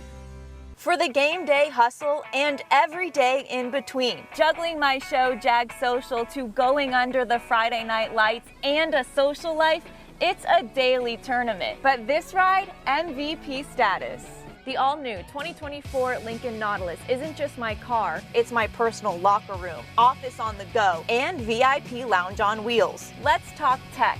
My profile remembers everything from customizing my dash display to setting the ambient lighting and my signature scent. And wireless charging, essential for live tweeting scores. Whether I'm packing for a beach day with friends or heading to the gym, there's space for every passion. After dominating all day, this becomes my recovery zone. The massage feature is like having a personal PT on call. Life's a non-stop game, but with this ride, I'm always on my A game. The 2024 Lincoln Nautilus. Drive your passion. You trust CGC to make your water great, and now you can trust CGC with your plumbing needs as well. Fast, convenient scheduling, licensed and insured. A quick call away at 904-552-1242. You never know when you're going to have an issue with a shower, toilet, or maybe it's a sink that sometimes is easy to fix. All right, let's be honest. I'm not fixing anything. I'm totally staging this because when I have a plumbing problem, I call CGC Water Treatment and Plumbing. Trained professionals, transparent pricing, customer satisfaction. Small problem or even a bigger issue. Save 10% off any water heater, plus no trip charge. The experts with 25 years of experience at CGC Water Treatment and Plumbing can do it all. Call 904-552-1242 or visit cgcwater.com. For a limited time, CGC is waiving the trip charge on all related plumbing calls. CGC Water Treatment and Plumbing, an authorized independent Connecticut dealer. Florida license number CFC 1432579. If you look good, you feel good. And the medical professionals here at Ponte Vedra Vein and Aesthetics are here to make you feel your best. I'm on camera every week, and I have a confession to make. I'm not always confident in my appearance. Can you see my dark circles? Is my makeup highlighting my fine lines instead of covering them up? I question it all. So when I found out about the wide variety of procedures here at Ponte Vedra Vein and Aesthetics, I knew help was just one appointment away. Medical Director Dr. Megan Deacon Casey and her board-certified physicians have been using the latest in cutting-edge technology for the last 10 years, giving men and women their personal confidence boost. From Botox, fillers, Morpheus 8, and so much more. The hardest part was figuring out what I needed. Thankfully, the medical team walked me through what would work best for me through a free consultation. Come look and feel your best with the team here at Ponte Vedra Vein and Aesthetics. Visit them at one of their 2 locations, either over in Ponte Vedra or on the south side. Baker's Sports. It's a hometown business filled with hometown people trying to make you feel right at home. Chris Conley, Jacksonville University. Walker Wright, class of 2018, West Nassau High School. Michael Young, Fletcher High School. Baker's Sports started in a grassroots way and now outfits much of the Southeast. Will Olive, Mandarin High School. Go Stangs. High school sports, travel sports, youth sports of all kinds. They are a one-stop shop carrying Nike, Adidas, Under Armour brands, and more. Vincent Caldes, Oakleaf High School. Tony Mazzio, Sandwood High School, class of 2002. Samuel Coffrin, Paxton School for Advanced Studies. Whether it's sports teams on the field or it's your team in the workplace, like our Action Sports Jacks team, and community events like the Dream 18 Golf Tournament, and many others. Cole Tilley, Hilliard High School. Reagan Webb, Eagles View Academy. Look good, feel good, play good with Baker's Sports. Custom sports apparel since 1997. Shop with the hometown team at bakersport.com. Welcome back to the Brent and Austin Show, streaming on the Action Sports Jacks 24/7 network. 24/7 network, Brent Martineau, and that's Casey Kurtz. That's not Austin Lane. Casey in here instead of over there. That's where Kim, she's in the booth. Back-to-back days, getting real comfortable over there. By the way, the wild thing about what we do, we're getting up Jeff Conrad, getting him on. Appreciate him jumping in. And like he went from like totally disappearing to like HD quality in like 5 seconds. Did you notice that? I did. I was actually going to say when it happened, I was just watching you because I like to see how people react. I was like hanging on. I was going to hang on to it. Yeah, and I did. You deserve like there's got to be some sort of award for that. Like cool, calm, collected. Like he's coming back. I might have panicked. No, I heard you. I heard you panic a little bit, and I was like, Brent's just stone cold Steve Austin right here. So let's see what happens. And played. I mean, you did it. You popped back in. Yeah. Just sometimes it goes out. We've got practice with this now. True. Too much practice. You can kind of feel when it's like totally gone, and when it's like it's just working through a little. Yeah, little hiccup in the system wherever he is, and the cell service just took a lick for a second. A bird flew by. I don't know what the hell it was. I was not confident, so I'm glad that you were. I was like, Casey Kurtz. Casey, I asked this question earlier, and it's really not a belabored one, but I'm going to bring it up. Mm-hmm. I was watching like the Juan Soto thing. You saw that like Monday where he didn't run, mm-hmm. and like baseball guys do that all the time, right? So it's really hard. Like you hate watching pro guys do that, especially like I'm always like, hey, play the game the right way, especially baseball. I don't like watching it played the wrong way, and really hate when you got like a gazillion dollar guys doing that, and you appreciate the players that do. Like I have this great appreciation. This will surprise you for the name I'm about to bring up in basketball for Russell Westbrook, because I think that dude plays hard all the time. I'm not surprised by this. All the time, and I think it shows. Now, you can not like, you can whatever. Is he as good? Is he this? Is he that? Are the triple doubles for real? Like, because I think he was fabricating them at times just to try to get a triple double. Possibly. But he plays hard. He plays with passion. I like that. And I think you appreciate that about guys because you don't always see it even at the pro level. And Austin mentioned this the other day about like Clint Sessions. He played like running through a brick wall. Like to do that all the time is admirable. Mm-hmm. But my point of it was like, what sport do you watch that kids are like, or you don't want your kids to watch because that ain't the way you play the game. Mm-hmm. And obviously in my house, we watch a lot of baseball. And I remember saying it to Ty, like at times, like, You can't do that. Don't do that, yeah. Like, this is not the way. And he would do it, like, in practice or something like that. You do it because you see it. You're influenced by it, right? You're impacted by it. Whether you know it or not. Yeah, well, in theory. absolutely. Like, I want to try that too. Like, but they're so good. Right. And that's not really the guy to watch. Like, the guy, you might want to watch a kid in college play the game or a minor leaguer in the AA level play the game more than you want to watch sometimes a pro guy. But I don't think you feel that in football was the whole moral of the story. I do feel like you feel that in basketball sometimes. I feel like the guys don't play defense, or whether it's, I mean, we've totally changed the game in terms of what's a travel, what's not a travel, what's palming the ball, what's not palming the ball. Hockey guys don't seem to let up and play, right? You can't. Never. It's not the nature of the game. I don't know if I was missing somebody in there, but I feel like baseball and basketball are the two sports you're like, yeah, you want to grow up and be like them, but you don't necessarily want to start playing it this way like them until you get there. Yeah. First off, I have to properly go after Kim if I went after Nick that one time. Kim, my name is not even close to correct. Like, I was more mad at Nick because, like, I did the show with Nick for a while.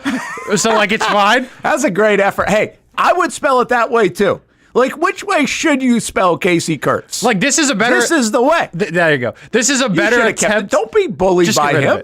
Look at him. This is a better attempt than Nick. Like, Nick, I can't explain to you. I did that show with Nick for like 4 months, 5 months every week. And, like, it was... The one that he put up that day was just... There was, like, an X. Like, it was way out of left field. So I just have to, be fair to everybody. And I will get after Hamby if that opportunity arises. Were you here the day I spelled Stewart's name wrong? Oh, that's a good one. How you do that? I spelled it with a W. E-W-A-R-T. Oh. Like stew. How happy was he about that? I mean, he wasn't. He was cool about it. He was not as abrasive as you just were, probably. I have to be fair. I have to be fair. That's just how it goes. Anyway, to answer your question, I think it's like outside of hockey, I think it's something that you're more likely to see in a sport where you have to do both.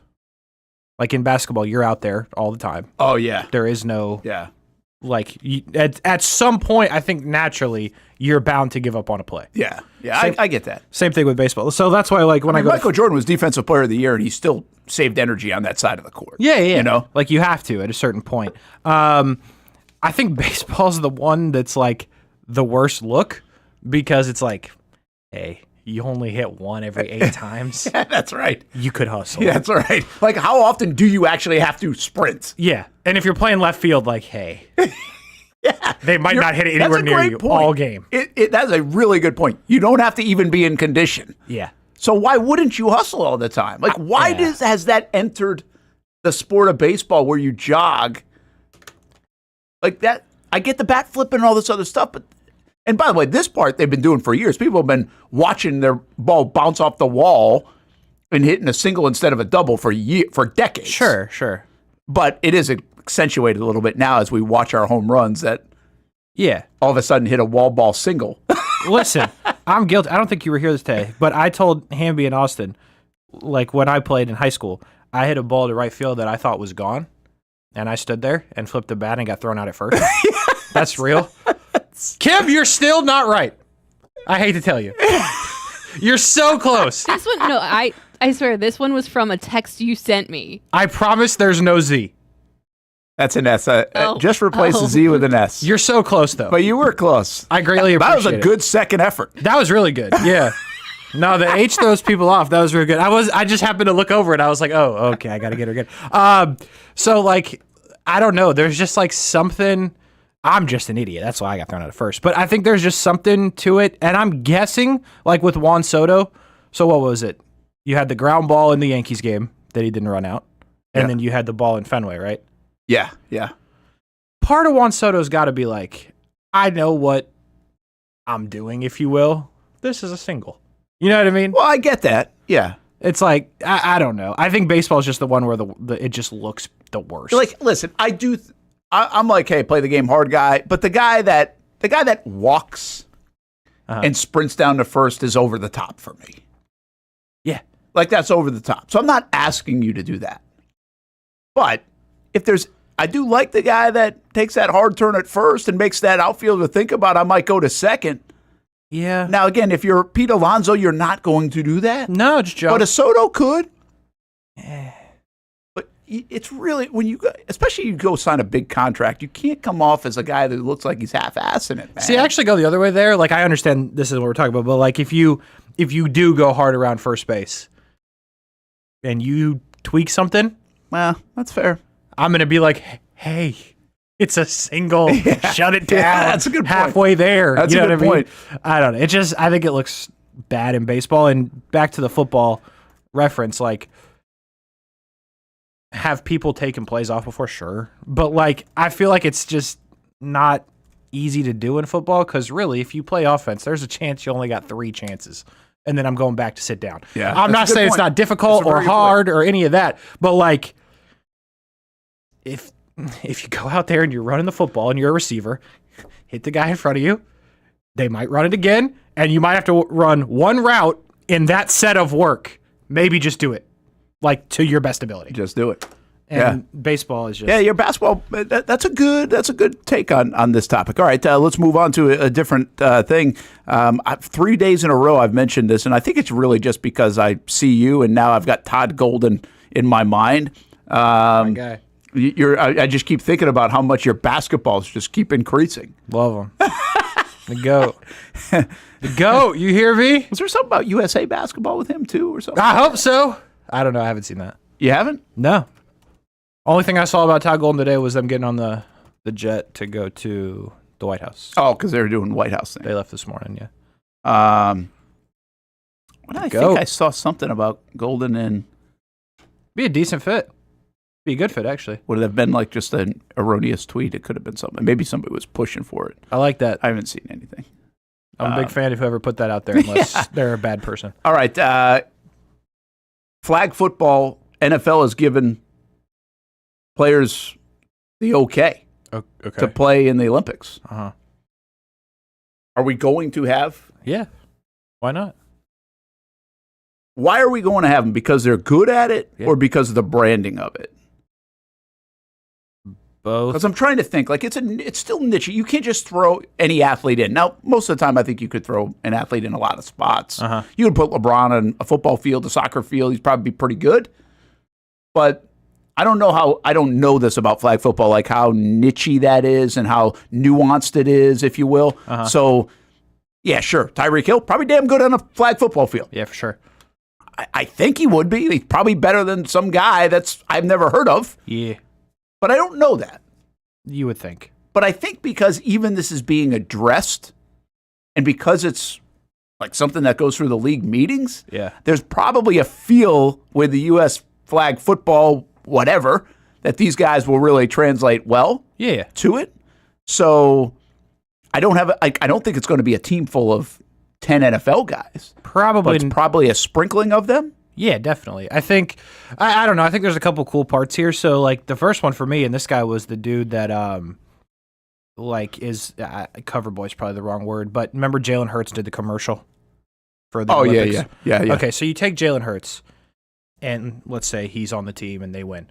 You're talking about a guy who, and we've talked about this in various times throughout the last couple of years, but there are not many people that have like multiple huge, massive achievements like a Super Bowl and an Olympic gold medal. So like you would start to play that game with like whichever the NFL players that you have on the team, like if Hurts is one of them, because they're going to win gold. Yeah. And if they don't, it's a huge, massive, major debacle that they will never come back from. So like I think that legacy part of it will be cool. I think there's a part of it that like, whether you want to admit it or not, you're going to smash everybody, and that's good for the US of A. You know what I mean? So, like, let's get out there and run them against, like, plumbers from different countries who think they know what they're doing. Like, I've seen that all over Twitter. We're going to own this sport, right? Yeah, like, Derrick Henry coming at you, and you, like, are an electrician. Maybe you're making a business decision to survive if, Derrick Henry chooses to play and all that. But I don't think it'll be like, the Pro Bowl is. Like, I don't think you'll have a Pro Bowler at every position. Like, I assume they're going to let some other flag. Yeah, I think it's probably going to be a mix. It has especially in its infancy, has a little bit of that feel when it started to morph from the amateurs into the pros for basketball, where they still had the Leitners of the world and a couple of those guys on the team. Where my mind goes on this, to bring it back to home, is you could say Brian Thomas Jr. or a Tyson Campbell, but now you really start thinking of a Travis Hunter. Oh, yeah. Like Travis Hunter, Olympic flag football team? That'd be cool. Like legit possibility in a few years. Mm-hmm. And you would say that about Brian Thomas Jr. too, but there's also Justin Jefferson. And I mean, you could use him on both sides of the field. Yeah, definitely.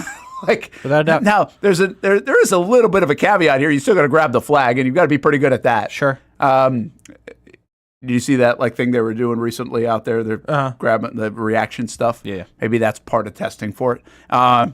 Testing. But yeah, like I think about one of my story topics today, which I'm going to get into in a minute, is just how big the brand of a Travis Hunter can get and be. And if you could pick one Jag right now to be on the team in 2028, it would be him. Yeah, definitely.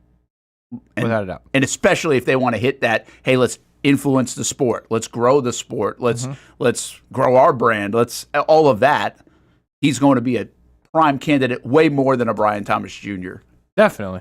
In that sense. Unless Trevor Lawrence is the best quarterback in the league, then Trevor goes into that conversation. Yeah, and see, that's the one that I think's a little trickier. Quarterback? I do. I don't think it's – I bet it's a different deal. Like, I don't know if Patrick Mahomes is the best one to – he's the best in the game right now. Is he the best for that? Like, Jalen Milroe might be a candidate for that. That's fair. You know? Like, Lamar feels like he would definitely be a candidate for that. Yeah. That's a good point. Is it a younger quarterback because they've grown up in this 7-on-7 stuff? And now you're getting to the point where even if you play in the league a couple years, you've grown up in the 7-on-7 world, which I kind of equate to flag football. And so it might be even a younger, by 2028, it might be a younger quarterback. So someone who's in like... Well, somebody's like a sophomore in college right now, or a freshman in college plays a couple years in the league. DJ Lagway. Well, there you go. Could be somebody like that. I'm going to get him on some Olympic stuff. But again, we've had the 7-on-7 stuff for a bit. So it might, a point is Drake May might be a better quarterback candidate than even Mahomes. Yeah. No, listen, I hear you there. But like, just say that Mahomes is on the team, whether he plays or not, I don't know. Then, like, that would be, and by 28, he might have another Super Bowl. But that guy could have, what, 4-something Super Bowls, 5-something Super Bowls, and a gold medal? And MVP, and that would be up there in, like, not greatest athlete of all time, but that'd be pushing towards greatest resume of all time. I think you're getting to, you bring up Derrick Henry. We were just talking about Derrick Henry earlier in the show, and now you add, like, national rushing record holder. You add Heisman, national champ, Hall of Famer, Olympic medal. Oh, wait, now we can maybe say he's in the Bob Hayes category around here. Not really, I don't think, but we could. So, well, if they win the Super Bowl. From a resume building standpoint, yeah, that's a good point. I was thinking of this when we were just in the last few minutes. Scotty Scheffler. Scheffler win gold? No, who was it? Did Scheffler win gold? Scheffler won gold this time. They've done it twice now. Xander Schauffele won it the first time. Xander Schauffele. And before, so Xander Schauffele had that. He was kind of parading that before he got the 2 majors last year. Correct. Because he hadn't won a major. One, yeah. Like, I feel like the Masters is still a bigger deal than the Olympic medal to Scotty Scheffler. I think it is to everybody. Everybody, right?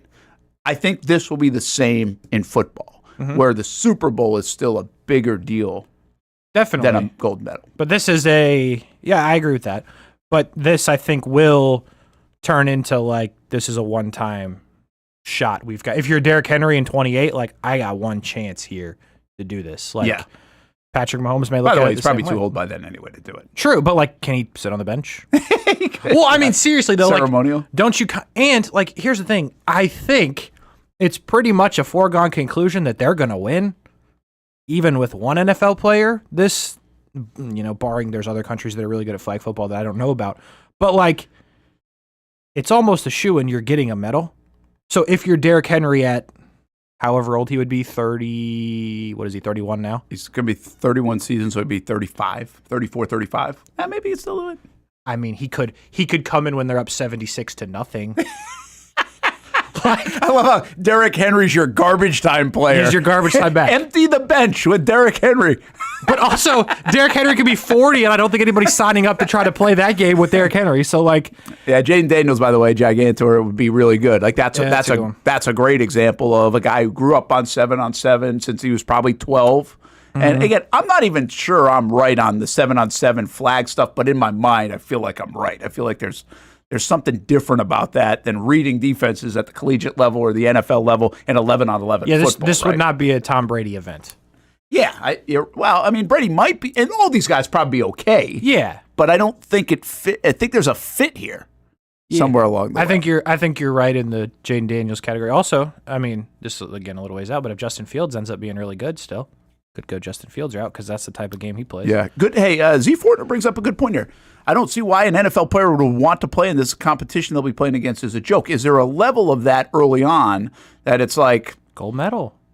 Or does the gold medal or the experience, right? Like I think you put it great. It's a resume builder. Yeah. And when you have opportunity to do things that you haven't done, I think we could get to the point, let's just say in 2032, 36. Let's go to 2036, wherever the Olympics are, and you get the LeBrons opting out of the U.S. team. Sure. Right? Because he's like, okay, I've done this, been there, done that. I need to rest my body.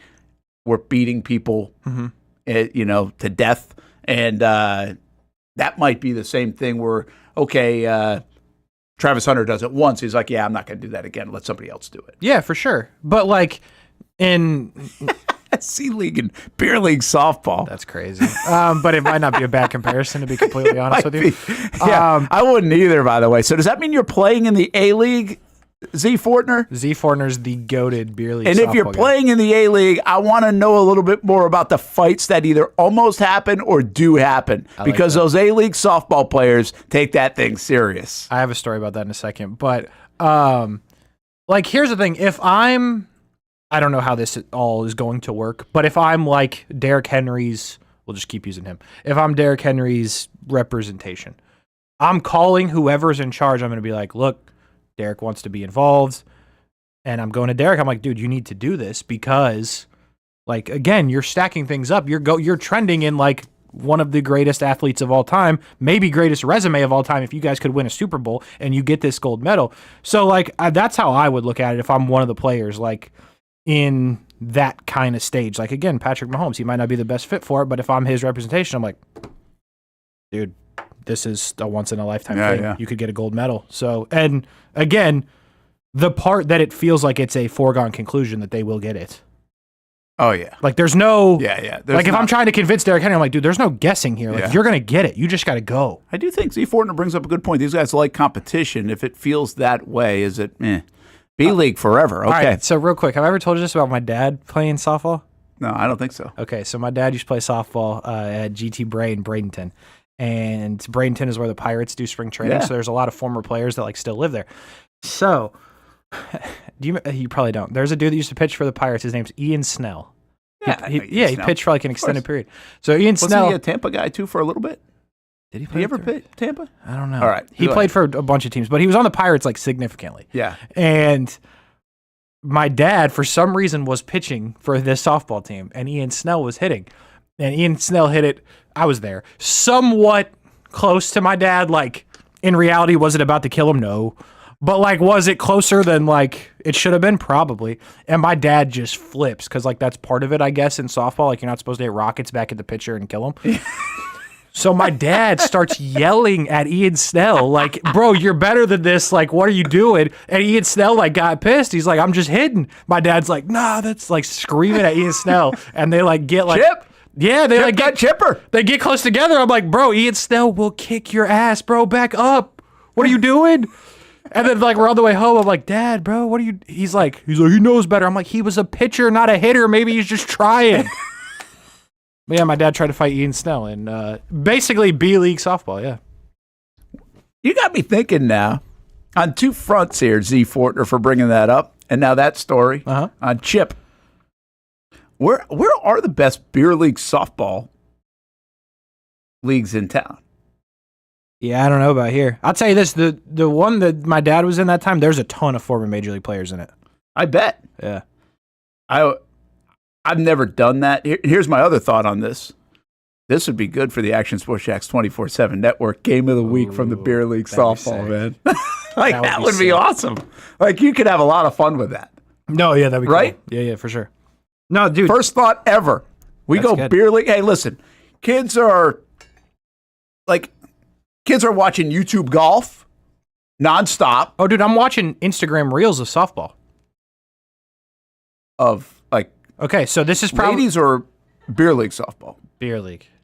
You're watching Instagram reels of it. Oh, so it's already a thing. Okay, I'm already late to the party. No, you're not late. You're right. You're right there. But like, this is new. I bet Ty would know about this. Actually, is my guess. But there's a couple of dudes who play that are like young-ish, like definitely played high school, maybe college baseball, and are now doing this. And they wear the Meta glasses. You know what the Meta glasses are? Yeah. So they record themselves playing. There's something kind of cool about those. Should I get some of those? They're super expensive. Are a they? lot of people actually use the Meta glasses for autographs but I'm not committed to the bid enough. They're like $500. I'm like, I'll just figure it out, take some pictures. I kind of want to try it. Anyway, so like they wear the glasses and like play. So this one dude is like super good and he plays like shortstop, and this kid is diving, making plays with the Meta glasses, like whipping it, hitting bombs. It's so cool. So like this, and he gets hundreds of thousands. It's not just me. Like, yeah. Like, so like this is starting So to he'll catch put a on. reel together. Yes, with like highlight plays. It's pretty cool. Like, so like this is starting to become a thing where like 20-somethings, 30-somethings are like. That is not a surprise, though. Yeah. That's what I'm saying. And like, it works. I watch it every time it comes on. I did not know about that, but I was like, again, I can't get to the stage of why the YouTube golf thing is still so big. Like, I listen, I get everything on YouTube's a little bit bigger or whatever. Like, you can have stuff that catches, but like Ty is like my measuring stick on some of this. Mm-hmm. But he will watch like Good and these other guys for hours. Yeah. I don't get it. Like, I've even watched a little bit of it, not a lot of bit of it, a little bit of it. And I'm like, it ain't that funny. Like, the stuff, like, I don't know what hooks him. But he's not alone. Yeah. And Ty's like a little, he's not like everyone else, like they're just doing it just because somebody else is doing it. Mm-hmm. Like, he doesn't feel like that in a lot of different things. So, but he loves it. Mm-hmm. And I can't get it. Like, he even, like, when I went away for these last couple of days, he's like, YouTube your round of golf. I'm like, no. You should. I'm not. No, you really should. But I should. I get it. But I feel like you want to talk about things to do on the network? That. I think we could. Like you and... I'm actually going to stop because I think that's a good idea. We'll talk about that later. But it's just so odd. But there was something else recently, like that also gets YouTube, not just the golf stuff, but this beer league softball thing could be a thing. Because here's the thing about the beer league softball: you get stupid injuries because guys are being stupid. You get fights, yes, you do, because they actually think they're good, mm-hmm. and you just get like super competition, but you might get like good plays too. Like, you do have good athletes, former athletes doing it. Like, that's why I don't do beer league softball, because it is way too competitive for what it should be. That's what I would call it. It's way too competitive for what it should be. It should be like going to the gym and getting a workout in. Nah. And instead it's like Game 7 of the World Series. No, dude, it's so much fun. Like, we were playing when my dad was fighting Ian Snell. Me and my buddy played, and we were like just at the age thing because it was like 18. And we didn't have anything else to do because we're idiots.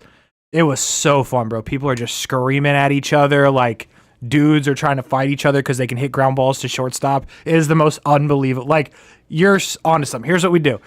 I know you're not supposed to cuss like on TV and stuff. I get it. That's fine. We'll put up a little slate that says... I do not mind cussing. That says, hey, viewer discretion is advised. We mic up like 3 different players. Yes. No, I know it. That's what you do. Nothing crazy, just the normal cuss words, folks. And then, dude, this is big. This is huge. It could be good. Z Fortner, bro, let us mic you up at the Jack's Beach. But yeah, we might have to use you as a test dummy here, Z Fortner. Sorry. Out at Jack's Beach, he says, across from the golf course there. Okay, I know where you're that's is that Sunshine Park or something like that? I think it's called Drew Park, Calvin Wingate Park. Maybe that's what it is. Maybe it's Wingate Park. And I know down at like Mills Field they play it. I've never been to one, but I know that's where they play guys have played. Over at my house. There's like crap. I forget what it's called. It's off Kernan though. So my guess is in Mandarin, the parks over there, they use them. I mean, I'm sure there are leagues all over the place. I just don't know. I've never really entered that arena. But maybe we're going to start. That's a good idea. Game of the week from the beer league softball. That's actually your best idea. Yeah, like all these other things that like actually are like decent. Don't get me wrong. Like, you've had some other good ideas. This is the idea. This is the move. This could be good. All right, let's do this. We got to take a break. When we come back, Tush Push is here to stay. That's the breaking news. Diana Rossini was wrong again. What else is new? What are we doing? All right. Like I swear like an hour ago or an hour and a half ago, looks like it's not going to make it, sources say. Jason Kelsey did it. Yeah, they didn't get enough votes apparently. So what does it mean? It was way more fun when I thought it was going to get banned. Now, like Kim's all happy. We get 4th and 1 again, automatic at Philly. You just wanted to rub it in my face. I mean, I just think it would have like upset the Philly people a little bit.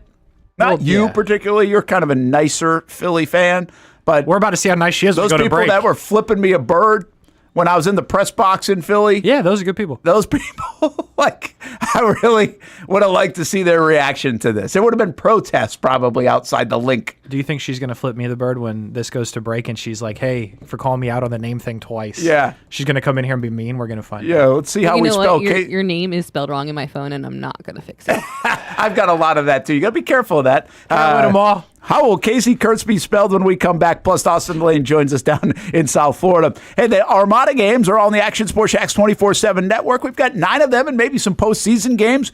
We start with the women this Saturday at 4 o'clock.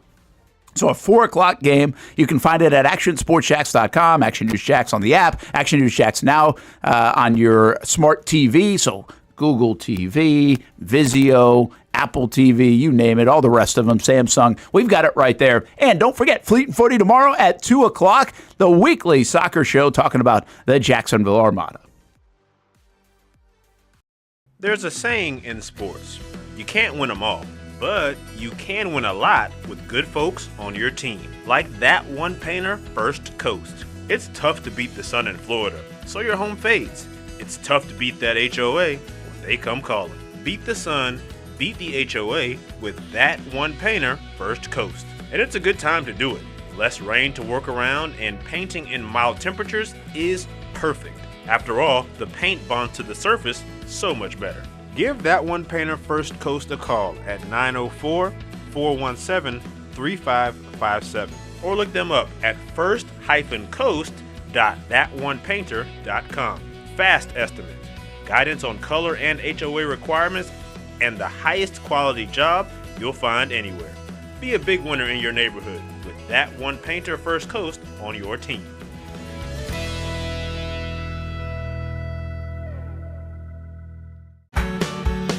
People helping people. It's at the core of what Alive Credit Union is all about, and it's been that way for over 70 years. From the start in 1954 to today, the mission remains to inspire financial wellness and give you a financially fit lifestyle. Alive Credit Union and its employees are committed to not only serving their valued members, but also our community here in Northeast Florida. I had a chance to see that commitment firsthand as Alive partnered with our Action Sports Jax 24/7 team to bring you Armada men's and women's soccer broadcasts. Inside the 18, it is a shot, and it's a goal!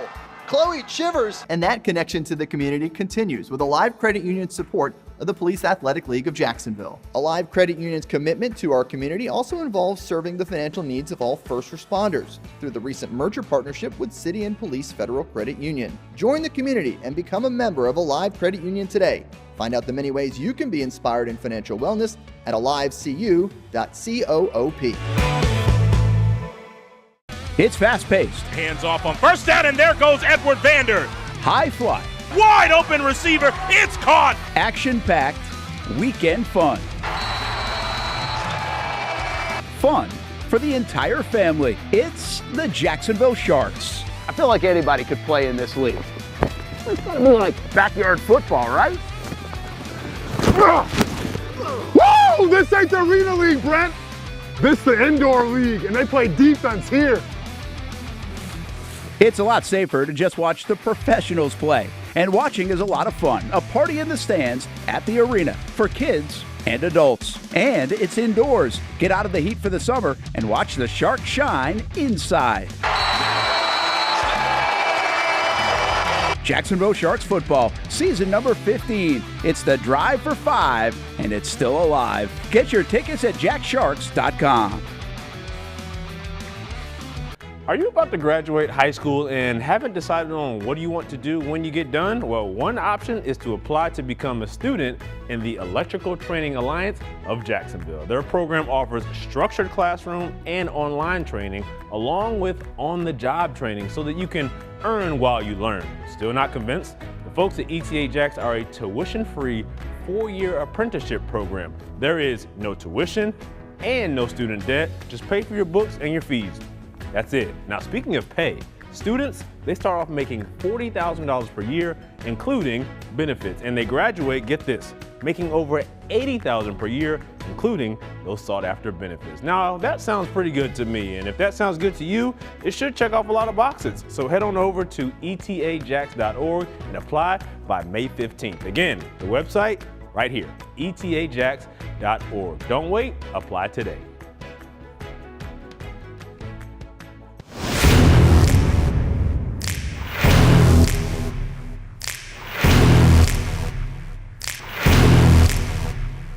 Grab some friends and go to a restaurant or head out for a drink and some conversation. Watch your favorite team play on the big screen. Or how about play some games? You can do all of that in one night at Best Bet. Each location has a different vibe, its own personality, like here at the original Best Bet in Orange Park. When you walk through these doors, everybody knows your name. And here in St. Augustine, it's the newest location. Play some poker. How about the table games? And don't forget about Ace's Sports Bar and Grill. And then there's the Jacksonville location right here on Monument Road. It's the biggest poker room in the state of Florida. Maybe you'll find yourself a seat right here at the final table. Best Bet, where you can have the best of times. And that makes you always go home a winner. Try any of the 3 locations, and you can always visit bestbetjacks.com. Welcome back to the Brent and Austin Show, streaming on the Action Sports Jacks 24/7 network. Oh, don't keep this up for long, Kim. We don't want to be giving away formations. Look at that. How are they going to stop that? What is that? Looks like a bunch of birds. Are you joking? What is that? That's how you win a Super Bowl. Thank you for taking that off. Kim! He says that. We were just figuring it out. Man. Hey, first of all, we're stuck now on the softball thing, all right? Like the rest of the show, whatever. Yep. Saquon Barkley, Tush Push. Who cares? Travis Hunter. Doesn't matter. For now, it's who cares? It is. So Z Fortner, here's what I need out of you. This is real life. This is not real. a joke. Because I don't know how to do this, but you got to get me in touch with like the commissioners. Like, I don't even know who runs these leagues. Like, who runs the softball leagues? There was just some dude when we played. Yeah, so like it's got to be. He was on one of the teams. Somebody like locally puts it together, obviously, and then puts an email out and blasts it and everything else. Yeah. So Z Fortner, you got to help us out. Reach out to us. Reach out to me. And this is very real. Z No, this Fortner. is real. Like I want to. Please send Brent a DM. We're advancing this. In the break, Brent said, how do we get in contact with Z Fortner? I'm like, we go back on the show. We just come back from commercial. Well, I know, but he's on YouTube, so it's not like he's on Twitter as well. Yeah, so just send Brent a DM. Don't do it to me because I don't check. Send it to Brent. I know Brent gets a lot of DMs. There's a lot of crazy stuff in there, but he'll go through. He'll find it. Or Action Sports Jacks, you could send a DM to that account. I'll actually see that one. Sports at actionnewsjacks.com. That's an email. So that's email, Z Fortner. Very good. Sports at actionnewsjacks.com. Whatever you do, just please get in contact with Brent. We think we have it. We think we might have something. Also, have you talked about this yet? This? Yeah, what is that? So this is where I was at, the Cabot Citrus Farms. They have their own water? So this is how they do their water, which looks like it's suntan, like an orange. No, but what is it called? Suntan lotion? Yeah, sunscreen. Like the spray on stuff? That's what I was looking at. Sunscreen. Oh, I didn't even see that. That's all I see. I was wondering what was all the I see deal. is like I thought that's what you were asking is like No. it's a sunscreen, but no, they're just like they keep it cold and stuff, and this is what they give you. And so we were there for a couple of days, and I've got a bunch of them. No, it's not orange. Well, I could only see the side that says Path. That's all I could see. Yeah, I think that's just a brand. There's like a brand. So I didn't know what was happening. I was like, where did you get these? What are these? Why do they have bees on the top of them? I get it now. I've never heard of Path before, but I have. They have it at what's the Buc-ee's. Oh, really? Yeah. So what? Like water? Is it water? Yeah. They have because yours is like still water. They also have the other one that's not still. What is the opposite of still water? I don't know. Flowing? No, like, what do you mean, dude? You've been to London. They have it there. It's like, Kim. Tap? Okay, Kim doesn't know either. No, it's like, it like bubbles. Mineral water? Oh, no. No. Like what's the seltzer? Yeah, like seltzer water. But it's like still in something else. Oh, it's not called seltzer. Maybe it's called seltzer. I don't know. They have 2 bottles at Buc-ee's. One is still, and one is not still. Because I bought I bought the not still, and I get in the car, and it's freaking Sprite water, and I'm like, this is terrible. So I have to go back in and get the other one. But yeah, it's like still and something else. There's like a name for it. Like, see, this says purified in spring. I know there's a difference there. And by the way, I'll drink both, but my kid only drinks like one or the other. I don't even know. Really? I'm like, are you kidding me, really? Which like, kid? Ty. That Like, shocked Steph's me like, even more. you brought the wrong water. I'm like, how the hell do you buy the wrong water? You know, it's. Can you taste the difference between purified and spring? No. I can't. I drank hose water as a kid. Yeah, me too. Me too. I drink. There you like, go. A lot of people can't drink it out of the faucet, sink. That's fine. All day for me. I don't care. Water's water. I mean, there are once in a while you'll catch oh, that wasn't that good. Like, I get it. Maybe it's a little metallic or something wherever you go. It's on vacation or something. I don't know what part of the country. It's like, at the end of the day, it's water, man. Just The tap water in Jacksonville. sparkling. Thank Liv. you, Liv. Thank you. That was it? Still I or was close sparkling? with seltzer. Yeah. Sparkling and still. See, that Ryan Williams, see, you were having trouble too. Carbonated water, question mark. that's basic. It's what it is, but Liv knows the action. See, Liv is cultured. Way to go, Liv. Liv, nice job last night at St. John's Country Day award show, from what I understand. So, good job, Liv. Finally, we get to use the thing. I'm not using this one. This is the first one. This was me, or this is you questioning I it. didn't know she had different And then ones. this is you figuring it out. Good job, Liv. I didn't even know she had those two. This is the way we were, Liv. Yeah! Finally have incorporated this stuff that's been sitting around for 5 months into the show. All right, we did it. Good job, Liv. But hey, let's get on that softball thing for real. Z Fortner, where are you? Okay, so here's the deal on the Tush Push. All right. Apparently he needed 24 votes, which I don't know why I say apparently. That's what like everything needs in the NFL. 22-10. So it was that close. That's so dumb to me. So the play remains alive. There will be more Tush Pushes this season, but it obviously shows that we're getting close to banning it. See, to me, that's the dumbest thing. To ban it. It's a play that anybody could run. Like, if the Jags right now, that thing that we saw for like a half second, if Liam Cohen's like, hey, here's what we're going to do. We're going to tush push. And they started working on it right now. I am under the impression, for the most part, that the Jags could tush push. I feel like any team could tush push. Now, granted, the dudes you have up front are the major, massive part of that, and the Landon Dickersons, Jason Kelsey's, massive humans of the world certainly help. I get it. But, like, it's a play that is the opposite of a secret. Like, you talk about the league always wanting to be secret and whatnot. Yeah, it's the opposite of secret. The whole entire world knows how to do it. Just execute it. So, like, if it would have got banned, I would have been like, that's super scummy. You know what's pretty wild about it? Like, let's bring in Austin Lane now. He's down in South Florida. If it had got banned, you'd be almost wondered if someday it would come back. And not a lot of things in the end, like, that doesn't happen. Like, I don't feel like there was a rule that's like, oh, we took this out. And then, oh, wait a minute, 5 years later, we put it back in. It's like, if it had got out, it would have been out. Yeah. Like, it's gone. See you later. Austin Lane, Tush Push, we thought was going to go away earlier in the show. It was momentum, according to Diana Rossini. And unbelievable. Diana missed it by that much, huh? Dang. And now I guess she was close. I mean, it was 22-10 in the votes. So it's staying. How do you feel about the Tush Push right now again? Remind us. Yeah, I mean, without trying to repeat Casey too much, it is a football play. So I'm all for it because any team can run it. That's like saying, you know what, we're gonna ban the stiff arm because Derrick Henry makes us look a little foolish when he throws it. Like, yeah, I'm all for that. The only reason why teams want to ban the tush push is because they don't know how to stop it, right? And yeah, it's got something to do with obviously the cadence, the pad level. Philly has absolutely mastered that, but like any team could master it if they spend time on it. So it's a football play. It's completely legal. I think it's just pettiness and not being able to stop it. I think it's more of a precedent to your defense than to say, you know what, we can't stop this play, so we have to outlaw it. Except for Ryan Nielsen. Has Ryan Nielsen been hired yet as a tush push consultant? Nielsen's value just went up. We said it earlier in the show. The guy's never going to get a job again if they ban the tush push. Now he's back. Poor guy. Okay, so I ask you guys this then.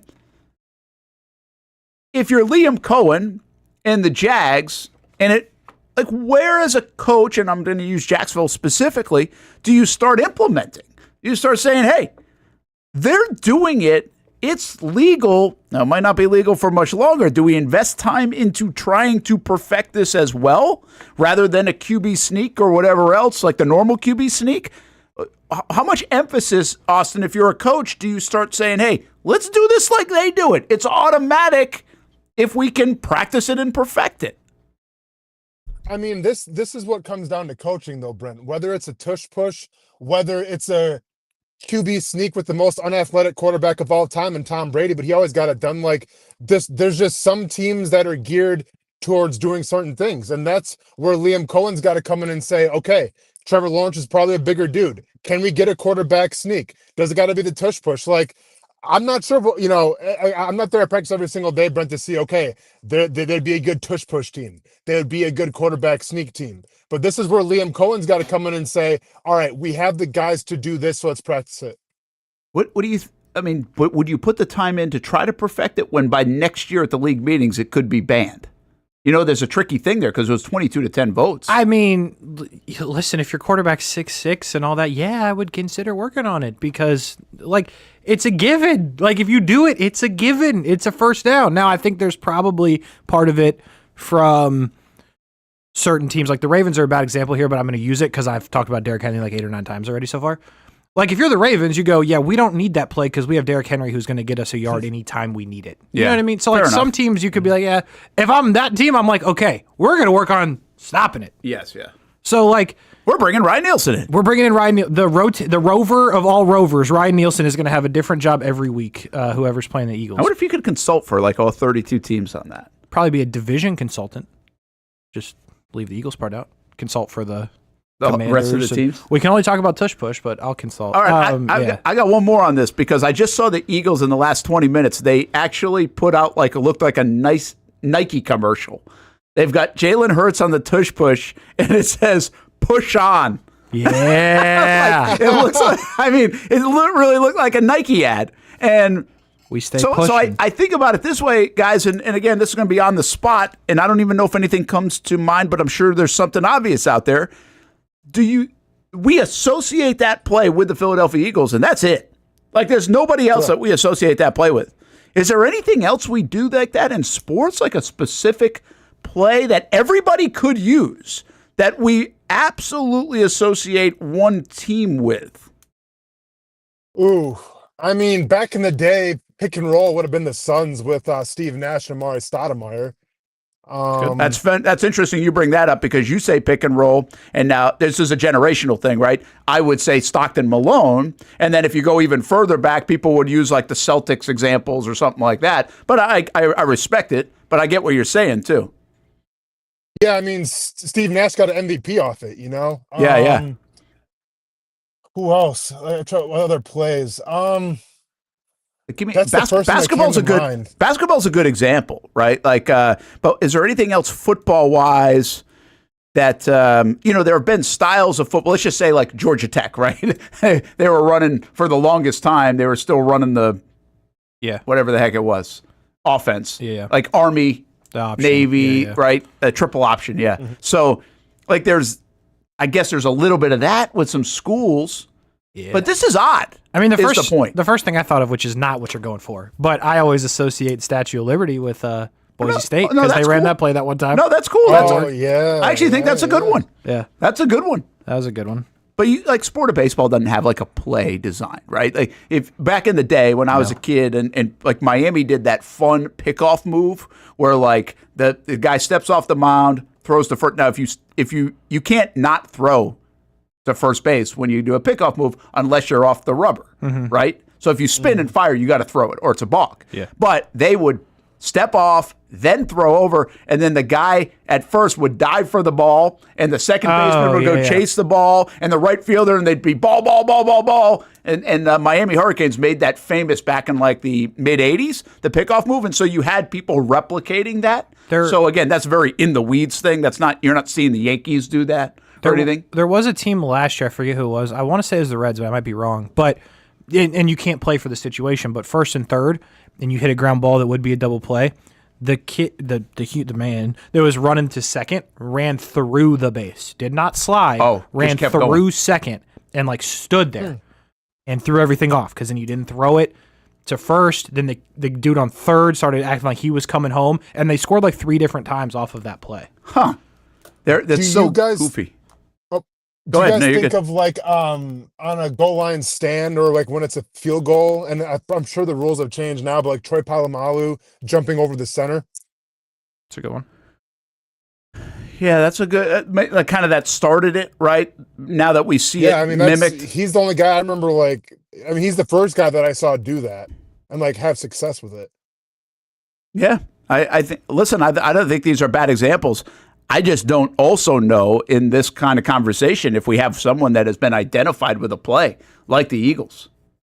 That's a really odd thing that the Eagles are doing is my point. Like when they push that thing out, you're like, there are other people that try the tush push, but I don't even remember them. Like I couldn't recall somebody getting stopped on it, trying it, whatever it. And I know it's happened because why wouldn't you try to mimic it? And that's what else is crazy, Austin. This is a sport that has long been said the copycat league.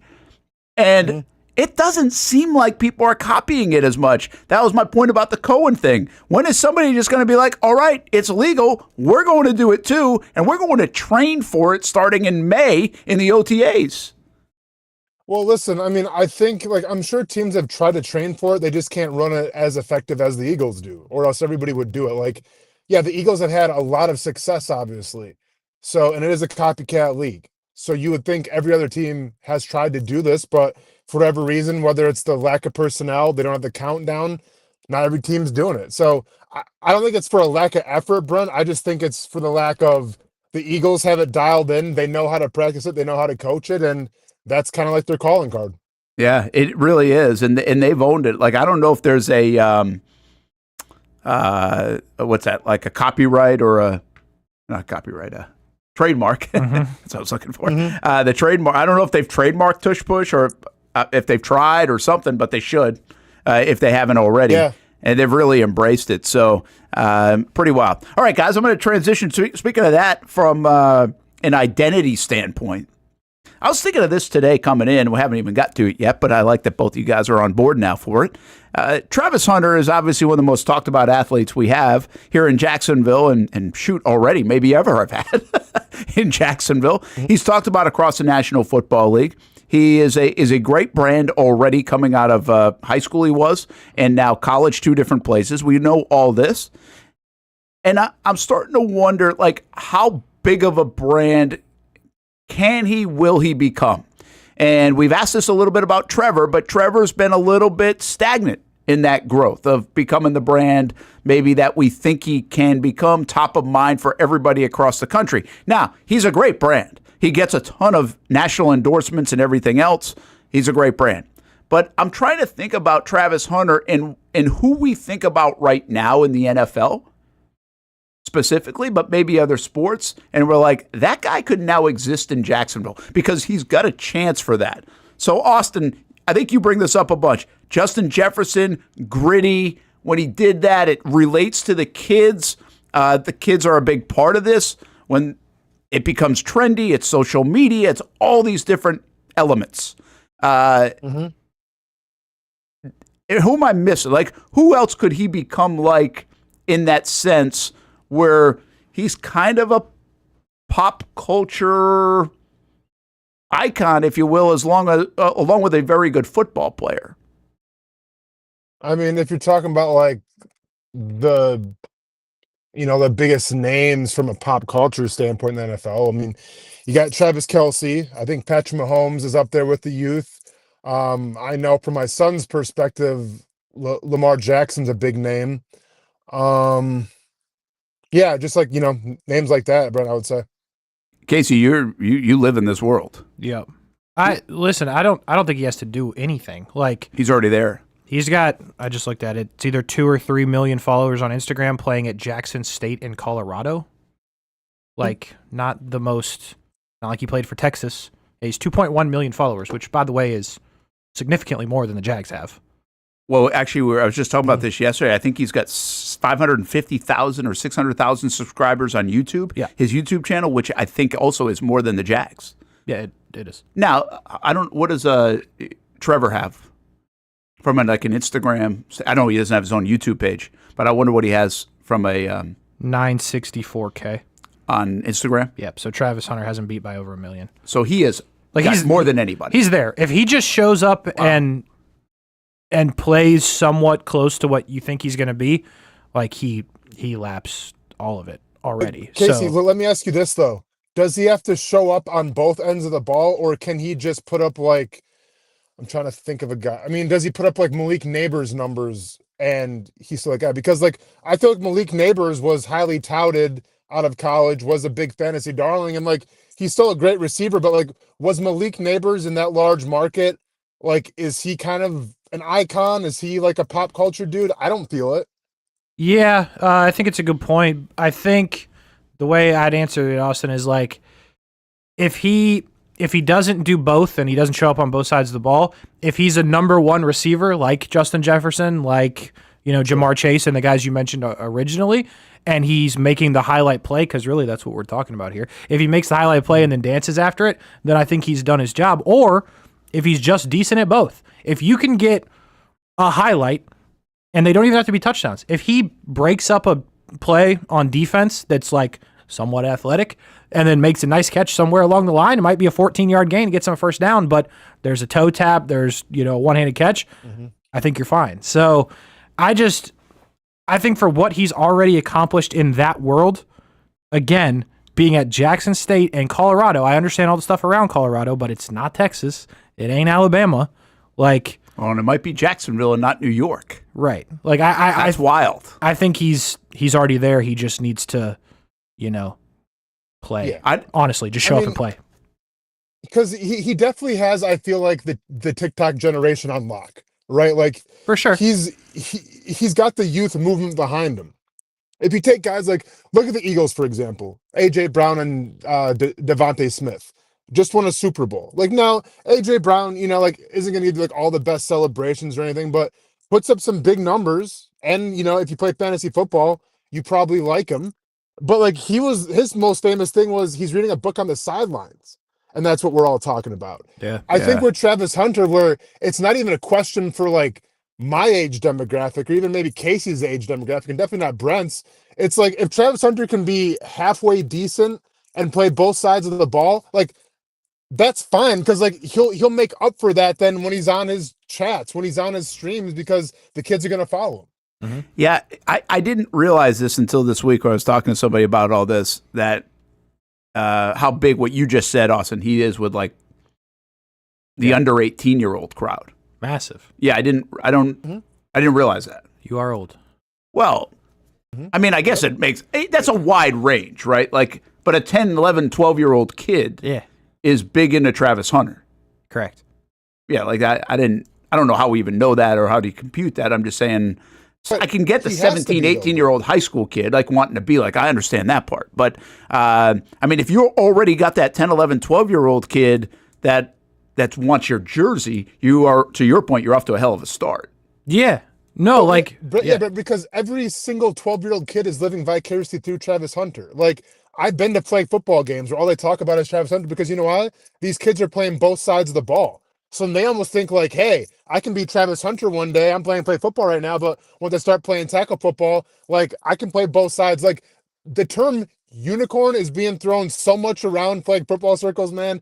It's crazy. Like, yeah, I'm the unicorn. So I just think every single kid whether he's 10, whether he's 12, wants to live vicariously through Travis Hunter just because you can say, you know what, I can play both sides of the ball. Yeah, and yes, sir, by the way, Austin, this is great because that's the world you're living in right now with Ronan and everything else, so you can see that firsthand. Yeah, I just didn't realize it. But, I mean, it makes total sense. I mean, it's not like 28, 38, 48-year-olds are going to be like, he doesn't have us. No. Right? But I guess, do you have to have a segment of that eventually? Does he have grown men wearing his jersey soon enough? Well, to your point, Austin, yes, he does if he's scoring touchdowns and picking off passes. Yeah, just play. Of course, man. If he's making plays, then yeah, the olds, if you want to call them, will come around. But like, I think he has the clear, distinct advantage just because he's got every single kid following him, you know, and it's things that we can't even quantify because I'm not on his Twitch or whatever or his streams. Like, I don't know what's going on, but there's hundreds of thousands of kids that are like, you know, we take such great pride, you know, in the Action Sports Jacks 24/7 stream, as we should. But like, dude, there's Casey, you can preach to this because I have no idea, but there's like streamers out there that I have no idea who they even are that have like 1 million people watching them just hang out in like their living room. Oh yeah, that's real. Oh yeah. It's just random people. Just randos, yeah. No, it's which is amazing. It's a wild world, and it honestly, Brent, it goes back to what you were talking about a second ago with like Ty watching YouTube golf. Yeah. Like, it's just the world that like you're not stuck watching NCIS if you don't want to. Like, you know what I mean? It is. That's a great call, but I still can't believe this many people want to flip on somebody watching a round of golf. They want to or watching a guy play a video game. Like, that is a hard leap from, okay, I get it. You don't want to stay up and watch NCIS at 9 o'clock, or you want to be able to watch the whole series and binge watch it. Like, I get it. But to have that amount of people watch, like, that is a space I just can't, I can't close that gap in my mind. I guess I am too old to do that. I get it. Like, I acknowledge it. I just can't understand the why totally, but that's why we're going to start up this beer league, softball league thing here on the Action Sports Jacks 24/7 network. Yeah. You know, and listen, obviously it's not for me either.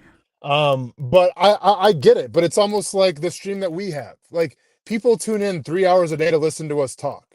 Why? Because, well, they can interact, they can talk, and they can kind of feel like they're part of the show. That's like where streamers come in. That's why my son watches gamers and he doesn't want to play the game himself, because it's almost like this tight-knit community where if you tune in and watch, you can go in the chats and you feel like you're a part of something. And I think that's what the youth wants more than anything, man. They want to feel a part of something. Yeah, true. But also, I think you're right, Austin. But I think, like, if you take Ty, you take Ronan, right? So Ty grew up a little bit with this, and you know, you were super strict, so that's a different conversation.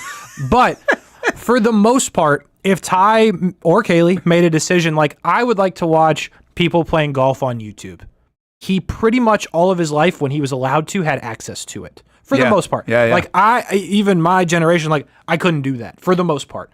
For a long time, I have been able to. Ronan, though, on the other hand, as long as he's been able to, you know, go on the internet or whatever, he's basically had whatever piece of content that he's looking for available. Do you want to watch people playing Minecraft? He's been able to find it the whole time. So, like, if you take it from that standpoint, to me, it's not surprising that people would go turn on YouTube and go do this and go do that, because they know how to find the content they want and they know that it exists, versus when you were like, I'm stuck with NCIS or the news. Yeah, and it's like, this is what I got. True. So it's foreign to you, but what's foreign to them is what you do. No, Casey's absolutely right. Like, Ronan's big thing now is like, he'll go on YouTube and like watch Oregon NCAA football season simulations and just watch somebody simulate a whole season of an Oregon like roster, and like that, and that's what he does. And like, and it's so like niche, and it's so like, you know, for him. But like, I think Casey hit it right in the head. Like, that's his thing. Like, it's an inclusive group because it's so specific. But people, you know, people want to chime in and watch it. Yeah, it's funny. It's like, you know, it's funny in my world. It's fascinating part of this conversation is, in a way, in our world, like in our media world, we feel like we're actually like ahead in a lot of different things with what we're doing here. Like, if you really were in the weeds of our business, right? Like, we are actually one of the few stations across the country that are even toying in this kind of space to the degree that we are. and nobody really is probably doing it the way we are doing. You damn right, you losers out there. So in a way, second place. Yeah. So you feel like you're like kind of like ahead of it, and then you bring up a conversation like this, and you're like getting wrecked. Yeah, maybe we're whiffing. Like maybe we should be doing some other. We should be like the 3-hour thing is cool, but maybe like the other at 3:00 today, I should be. Beer league softball. Well, that's coming up at 7. But at 3:00 today, I should be playing. No, I don't think you're wrong about that. Minecraft for an hour. Maybe wrong about that specific part. I don't know, but it's just like we're there, but we're not really there. Probably because you got a lot of people my age still trying to think about it, and how to make it work. So I think that's real, Brent. I think I just looked at Travis Hunter. Does this seem right? I think he has 126,000 Twitch followers. Yeah, it sounds. That's a big number for Twitch, right? Pretty big number. Yeah. For someone who I know they have millions. I know, like we had the video game guy from St. Augustine. He had like 1.5 million followers. If you don't stream every day, yeah, for sure. Yeah. So, but he's not on. Like he's not always doing that. Nah, he's at practice. Or maybe I found the wrong one. I don't know. But that's a lot, right? It's obviously that's a lot. To go with this.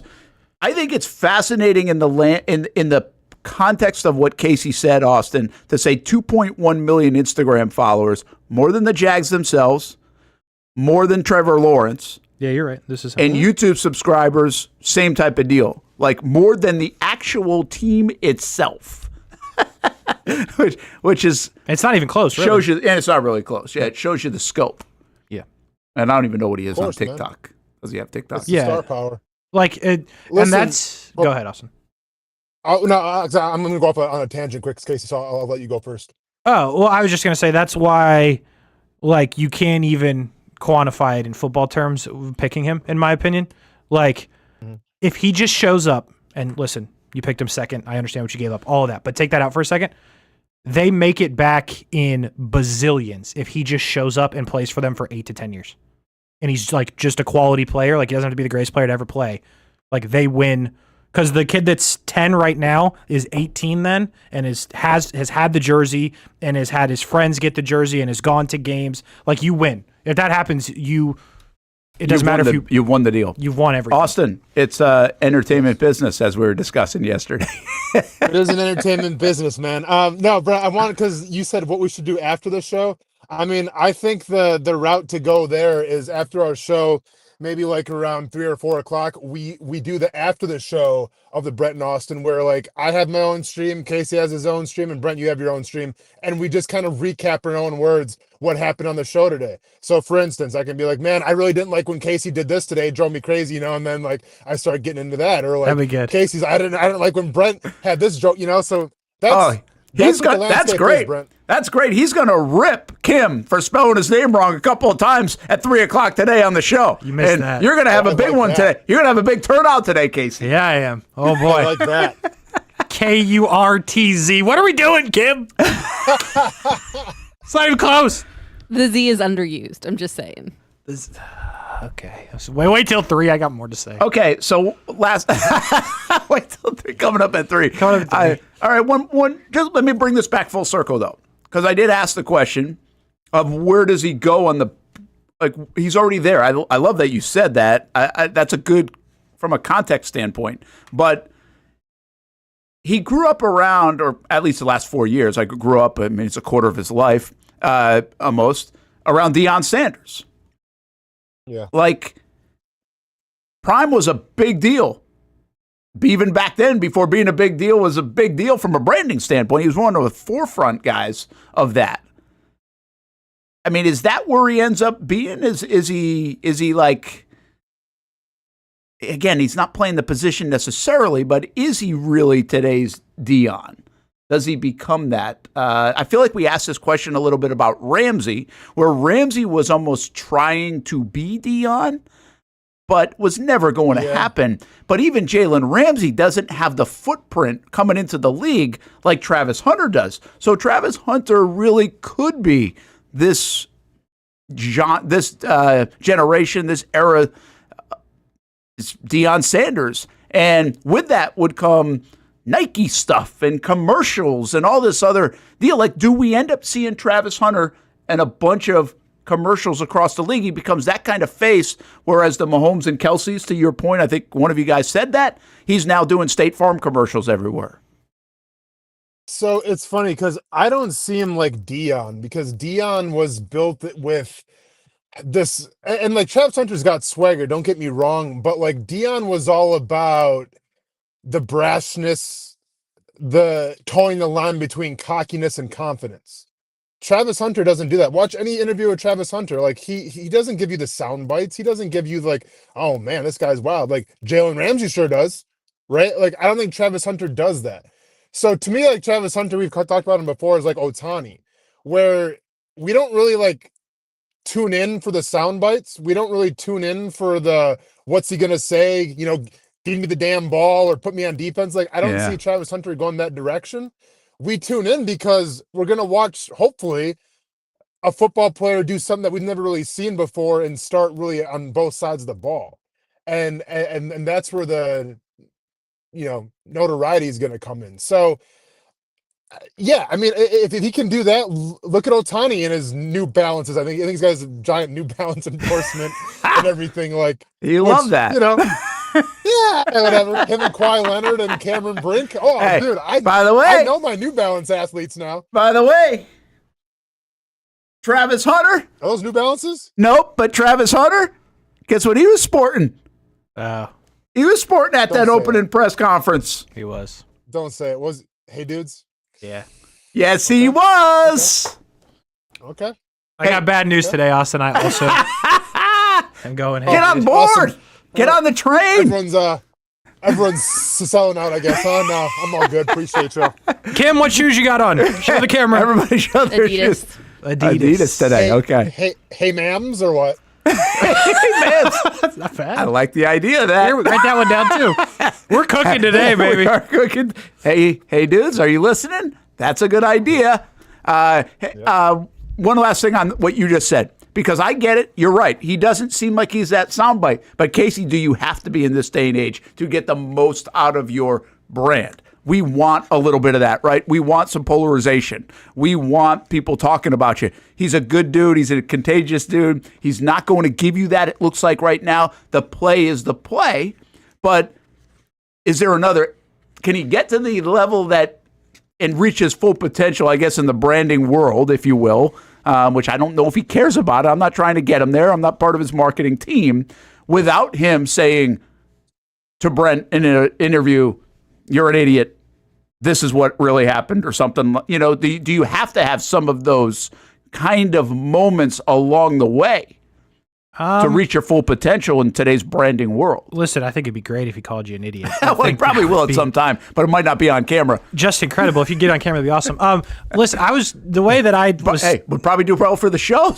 Would do great. I was going to answer your original question the same way Austin did. I just didn't know how to say it, so I'm glad he said it the way he did. But to me, like, the soundbite for Travis Hunter is less of what he says. It's more of like the smile. Yeah. Like, I assume he's good. Always pretty much going to be happy. And listen, I know they're not going to be happy when you lose games. I get that. But I think the most part is going to be like that, like what you see versus what he has to say. Okay. And like, now granted, I wasn't borderline alive when Dion was doing his thing, right?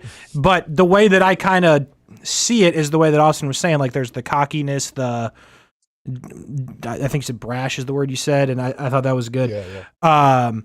Like, I just think Travis Hunter is going to be like the nice version, if you will. And I'm not trying to say Dion was mean, but like, I think Travis Hunter is always going to be like that, like happy to do whatever it is he's doing. And you're going to get the smile. And I think that's going to be the bigger part of it. And will that maybe change in 3-4 years when he may be the best player in the league? Probably will. But I think early on, it's less about what he actually says versus what you see and like the happiness of it. Because that's also way different than anybody else ever. Yeah, he's going to be like a humble freak of nature. Yeah, that's well, and I'll give you one more element of this. Then the time that he does get pissed off, the one time you catch him, or he has a moment where it's like, it'll be a big thing. If that's the case, you know what I mean? Like, even if it's not words, it might be just, to Casey's point, that smile disappears and it looks like a frown, or he's kind of hot, right. You know, and it might come across as more of a visual thing than even words. Yeah, and this is the thing, right? Because like when you go back to Dion, and Like even Deion, when he first started, it was kind of before my time a little bit too. But I remember like people either like loved Deion or they're kind of whatever, but he always backed it up, right? So he had the right to act the way he did. I feel like with Travis Hunter, he's going to be the most polarizing player in the National Football League, not because of his personality, but almost because of like the hype that he got out of college, where you're going to have the olds come out and say like, oh, look at he's not getting over 1,000 yards receiving, or look at he just got burnt on a touchdown playing defense. And like someone's going to have a problem with that. And like the olds are going to pile on that. And then you're going to have the youth part go, well, look what this dude's doing. We've never seen this before. Like, we still got to support him, So it's such an interesting factor because, once again, it's got nothing to do with personality. It's got everything to do with where the Jaguars took him, what they sacrificed to get him, and how we've kind of anointed him as this special one-in-a-lifetime dude that we've never really seen before. Yeah, it's a good call. Listen, fascinating. I would think if you're on his team of people, you're having this kind of conversation. Yeah. Right? I mean, you almost have to. Like, and by the way, that's why I think this is more. I've said this a couple of times throughout my career here in Jacksonville, where I'm not sure people fully understand what you have in a player or a person. And I give three things come to mind. Shad Khan. I don't think people fully can grasp how much money that guy has. Like, I mean, it is a lot. It is different kind of money. Now, do they finally now? Maybe. Like, I don't know. Nice. I mean, but when you have like you can say something and do it. Is my point. Like, you don't have to go raise the money to do it. Any of those guys. No, you can just do it. Yeah. You can buy Wembley. You can try to buy Wembley Stadium. That's crazy. That is crazy. Like, you can try to buy Wembley Stadium. That's like wild. That is hard to put your arms around the idea of one person doing that. Right. That's a good point. So. The other thing was Trevor. Like, the Trevor brand was big. Trevor is a little bit of royalty, it feels like, in Jacksonville more than anybody else they've ever drafted. And still got a chance to even reach more, I think, around here. But I think it was a different animal how big he was across even the country. I'm not sure we fully grasped that right away. And by the way, right now I'm not even seeing the chat, but you could say, oh, I did. I'm not talking about every individual. I'm not telling you nobody did. I just think as like a city and as a fan base in Jacksonville, I'm not sure we fully understand it sometimes. And I think this last 40 minutes or so is an illustration that I don't even know if I fully understand the Travis Hunter one. Like, how big, I know it's big, but it's big, big, big. And when it gets to that stage, you ask yourself internally, how are you handling it? So how are the Jags going to handle it becomes a very important part of this. I think I brought this up a couple weeks ago on the show when he had his own camera crew follow him around coming out of the draft that you'll see probably on the hunt with the Jaguars, but you're seeing it on his YouTube channel with 500,000 subscribers. I was like, wait a minute, can he do that like to every meeting? Are there rules about that? Like, those are the things that you have to start asking when you have a guy like Travis Hunter in the building. Like, what are the rules about this stuff? So that's fascinating. Like, really is a fascinating time before this guy even plays a snap in the NFL, which is just pretty wild. It's cool. And listen, I understand that Shad and everybody want to win, but in my opinion, in the reality, is Shad and Lamping and not Cohen, not Gladstone, maybe Baselli's in this meeting. Shad's got to be like, whatever you have to do, you keep him on the field. Because like you just said, Shad's very smart business-wise. I think he probably has a good idea or has been told what he's got in that world. And listen, you want him to play both ways. You want him to win a Super Bowl, all that. But Shad, the businessman, has to be like, if this human being is on the field, we can't lose in this business world. And that's just the reality. They can't. He's on the field. Years ago, people thought getting Tim Tebow would sell tickets. This is not hyped that way because this guy looks like he can really play football both ways, all these different things. But from a business standpoint, this guy's going to sell tickets. Oh, he's going to sell more than tickets. He becomes the first person to really sell, like, to kind of have that Tebow effect that people said, oh, bring him in just to do this, to do this. Now, you're not bringing Travis Hunter in just to do that. And sure, did Trevor Lawrence sell some tickets too when he got drafted? Absolutely. But this is, I heard Will Blackman say it, and I agree with him. You're going to have somebody come into Jacksonville just to watch this guy play, and he's not a Jags fan at all. So we're not talking about the Jags fan buying tickets. No. We're talking about coming to watch a guy play because it's like, I want to go buy a ticket to that game, much like I would go watch LeBron play down at Orlando, even though I don't care about the Lakers Panthers or the Magic. You're going to sell out a game in 1,000-degree weather against the Carolina Panthers in week 1 who suck because of Travis Hunter and seeing what he's going to do.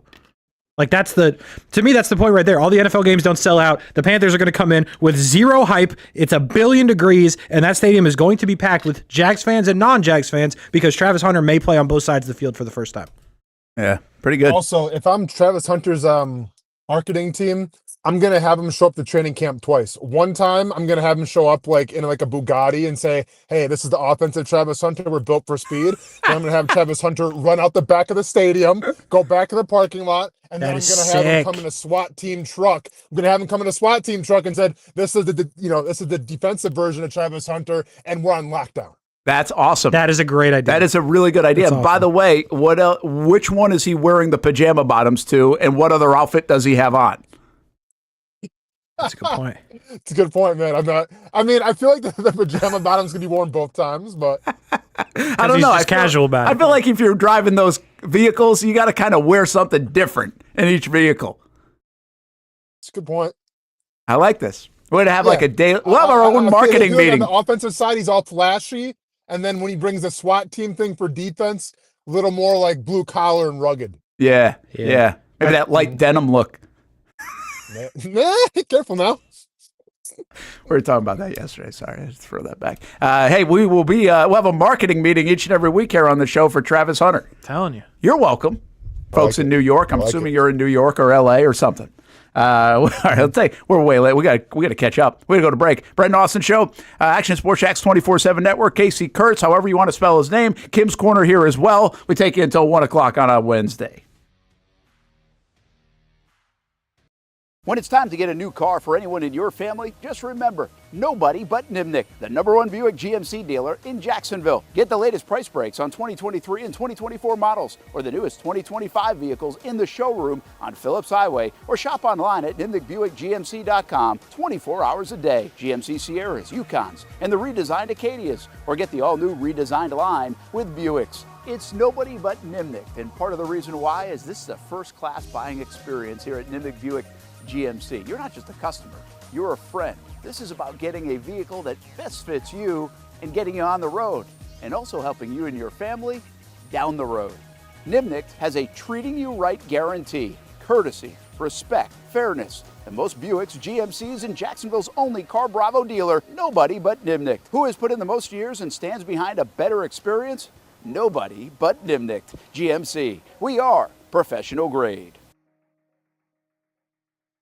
If you look good, you feel good. And the medical professionals here at Ponte Vedra Vein and Aesthetics are here to make you feel your best. I'm on camera every week, and I have a confession to make. I'm not always confident in my appearance. Can you see my dark circles? Is my makeup highlighting my fine lines instead of covering them up? I question it all. So when I found out about the wide variety of procedures here at Ponte Vedra Vein and Aesthetics, I knew help was just one appointment away. Medical Director Dr. Megan Deacon Casey and her board-certified physicians have been using the latest in cutting-edge technology for the last 10 years, giving men and women their personal confidence boost. From Botox, fillers, Morpheus 8, and so much more.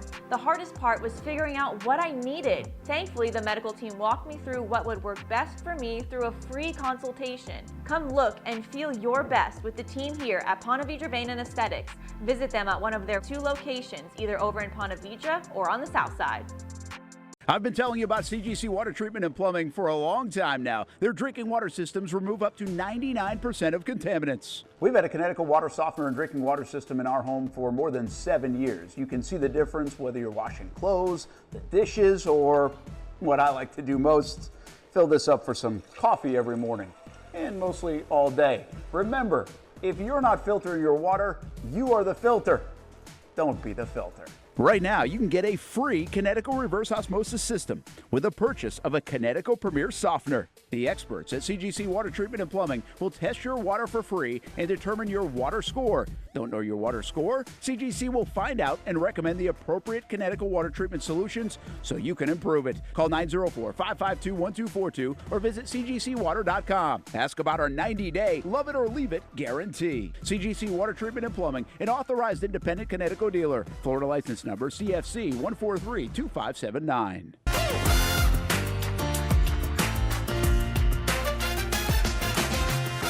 Empower a future, inspire a dream.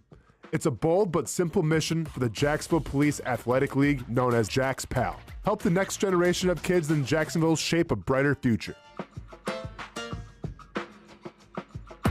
Their after-school programs, teenage leadership programs. There's community outreach. It's been just an awesome opportunity to be out here with my colleagues and do something good for the community. It's really been an interesting opportunity to just see everybody work together in a way that we don't normally in the office. And there's sports.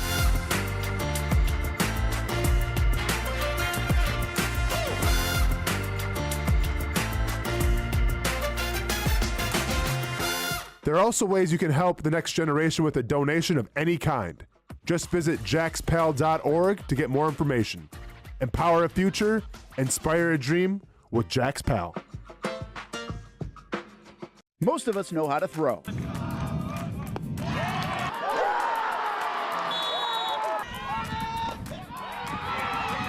But you need to know what to throw. I'm not talking about footballs, baseballs, softballs. We're talking about those items you need to recycle. Republic Services explains it easy. Recycling simplified. 1. Know what to throw. When in doubt, throw it out. 2. Empty, clean, and dry those materials. It takes an extra minute, but it makes a big difference. And 3. Don't bag it. This makes the recycling process faster and more efficient. This is a look at the Republic Services North Florida Recycling Center. You can make this process even more efficient. By utilizing those 3 steps, Republic Services can help you become a better recycler in your home. Learn more at recyclingsimplified.com. Welcome back to the Brent and Austin Show, streaming on the Action Sports Jax 24/7 network. Ooh, look at that high school. What does that say? Oh, that's the old 105-290. That's old. What is that? 105-290? Yeah, that's old. And then I got to like 121. Now I think, who I'll knows? look at it. Wax plays it all the time, so I'm not sure. I don't have it anymore. The high score. What do we got? What do we got, Casey Kurtz? Give us the number. Guess. 131 something. 137. Wow, he's 610. He has. I'll give him credit. Bro, what? He has now topped. The score was 121. I think I had, and I think he's topped it now. His own. Yes, he has 3 or 4 different times. He has. Listen, I don't want to out Wax. He's a good dude, right? And I'm seem to be here a lot, which is its own set of problems. But I feel like most of the time I'm here, Wax is in here. Like, listen, I don't know who may be listening, but this guy is committed to the bit. Listen, I know he has a lunch break. I'm sure that's when he's in here. I know he's in here Stays after hours. He does stay. I know for a fact he stays after hours at times because sometimes he walks in. Doesn't want to go home to the family. He hits me. I didn't say that. He hits me with got little kids. I'm going to get one in before I leave. I'm like, cool, Wax, you do your thing. This guy is committed to the bit. I don't know if there's a Miss Pac-Man championships or anything like that, but I think we should all pitch in and get Wax an entry because this guy is working his ass off to get the high score. I'll tell you that. And he's still motivated to beat himself. I once I hit the high score and beat him, I was like, okay, I'm done. Like, I haven't played since. Respectfully, Brent, he's not in competition with you at this point. He's in competition with himself. Yeah. For a while, he was in competition with you. Yeah, I could change that. He's I just got to get playing again. Oh, could you? Oh, yeah, I can beat it. Get on with it. But I just... It's the off season. It hasn't felt like the off season. It is now. I feel like I'm busier than October right now. Brent Martineau, Casey Kurtz, Austin Lane down South Florida will make his way back today and be in studio tomorrow. Kim's Corner, appreciate her being with us as well today and sitting in. Hamby on his honeymoon. And speaking of, we still have to get Hamby. I got to buy Hamby into a best bet poker tournament. So whether it's down St. Augustine, Orange Park, Monument Road, you can buy yourself in, bestbetjax.com. But I'd like to buy Hamby into that. Austin, at the tail end of yesterday, you gave us the car update, but we really couldn't get into it. So, Casey, did you hear this? I did. Not the update. I heard the whole story on Monday. I was here on Monday.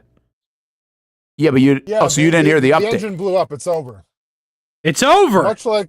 Much like Brent's Miss Pac-Man career, it's over. It's done. I like the sound There of is that. no more.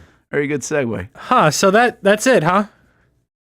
That's it. Yep. So now, one of the most indecisive people on this planet gets to pick himself a new vehicle, and that's been a blast. So by the way, so it was going to cost. The story he said yesterday was classic. Oh, he got sorry. the call. Yeah. So my bad. Yeah. Sorry, I have a little PTSD from it. So yeah. So yesterday, because I took it to the place at the beach, and they said they couldn't diagnose what was wrong because it was like something with the engine. I'm like, okay, cool.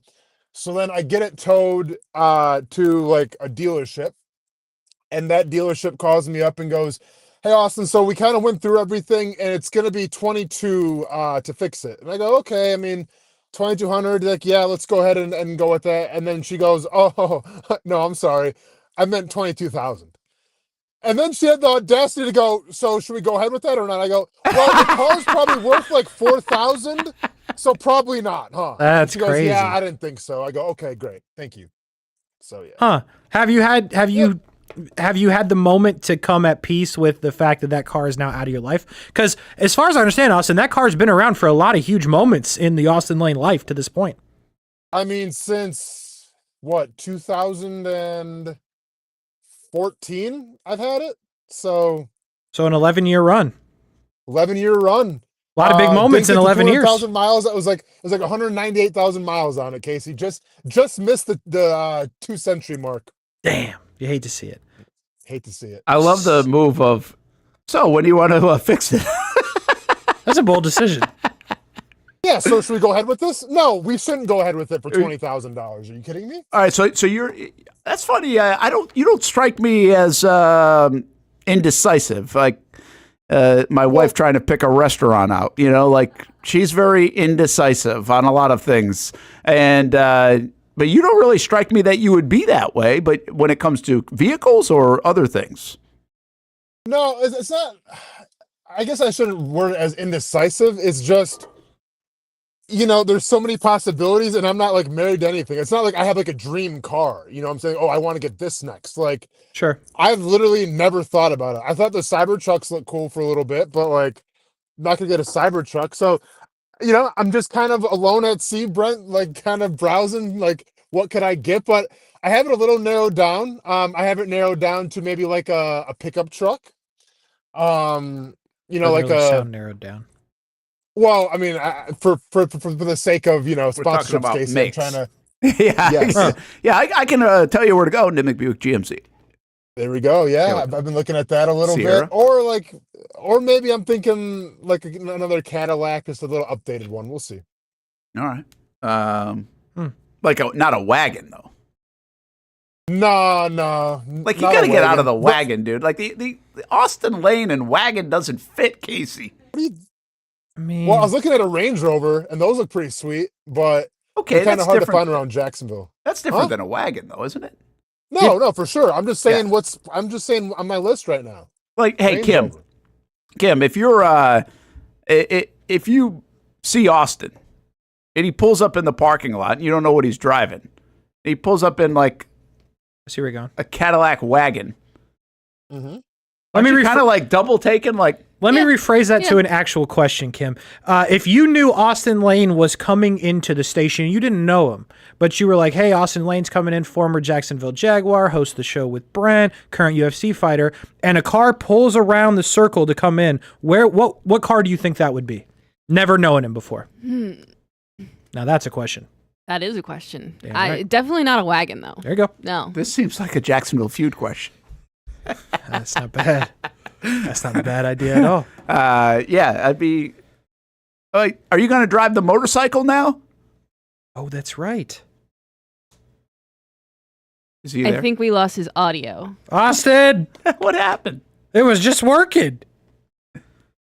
Well, I know he's going to Cycles of Jacks tomorrow on Atlantic Boulevard. Oh, hey, you're coming back. He's back. There you go. Are you going to drive the motorcycle? You guys still hear me? Yeah, I got you now. Yeah. Okay, cool.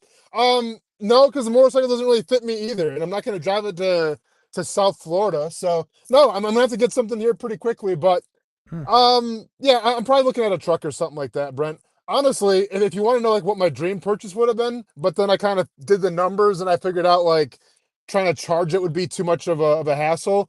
I want to get one of those Volkswagen buses. like the new ones. Wait. There's a new Volkswagen bus? Yes. Yeah. Like that, there like is, the and old it's all school ones electric. that are like. Yep. Really, they have a new version of that. That's It's electric. Kind of cool. Yeah. It's electric, but I feel like me and electric cars wouldn't be that great. I mean, I can like barely keep my cell phone charged. Yeah. Let alone a vehicle. Yeah, there's something to that. I say the same thing. Like again, like GMC over at Nimick Buick GMC, they've got the Hummers and they got the new Sierras. The Sierra model on the EV stuff is really good looking. Really good looking. I'm like, I don't know if I'd be good at the electric vehicle stuff. Like I think I would. I almost run out of gas now. Yeah. I think I would run out of energy for sure. Yeah, no, you would. You definitely would. And listen, it's not, from what I understand, because I was also interested in the electric vehicle debacle, if you will.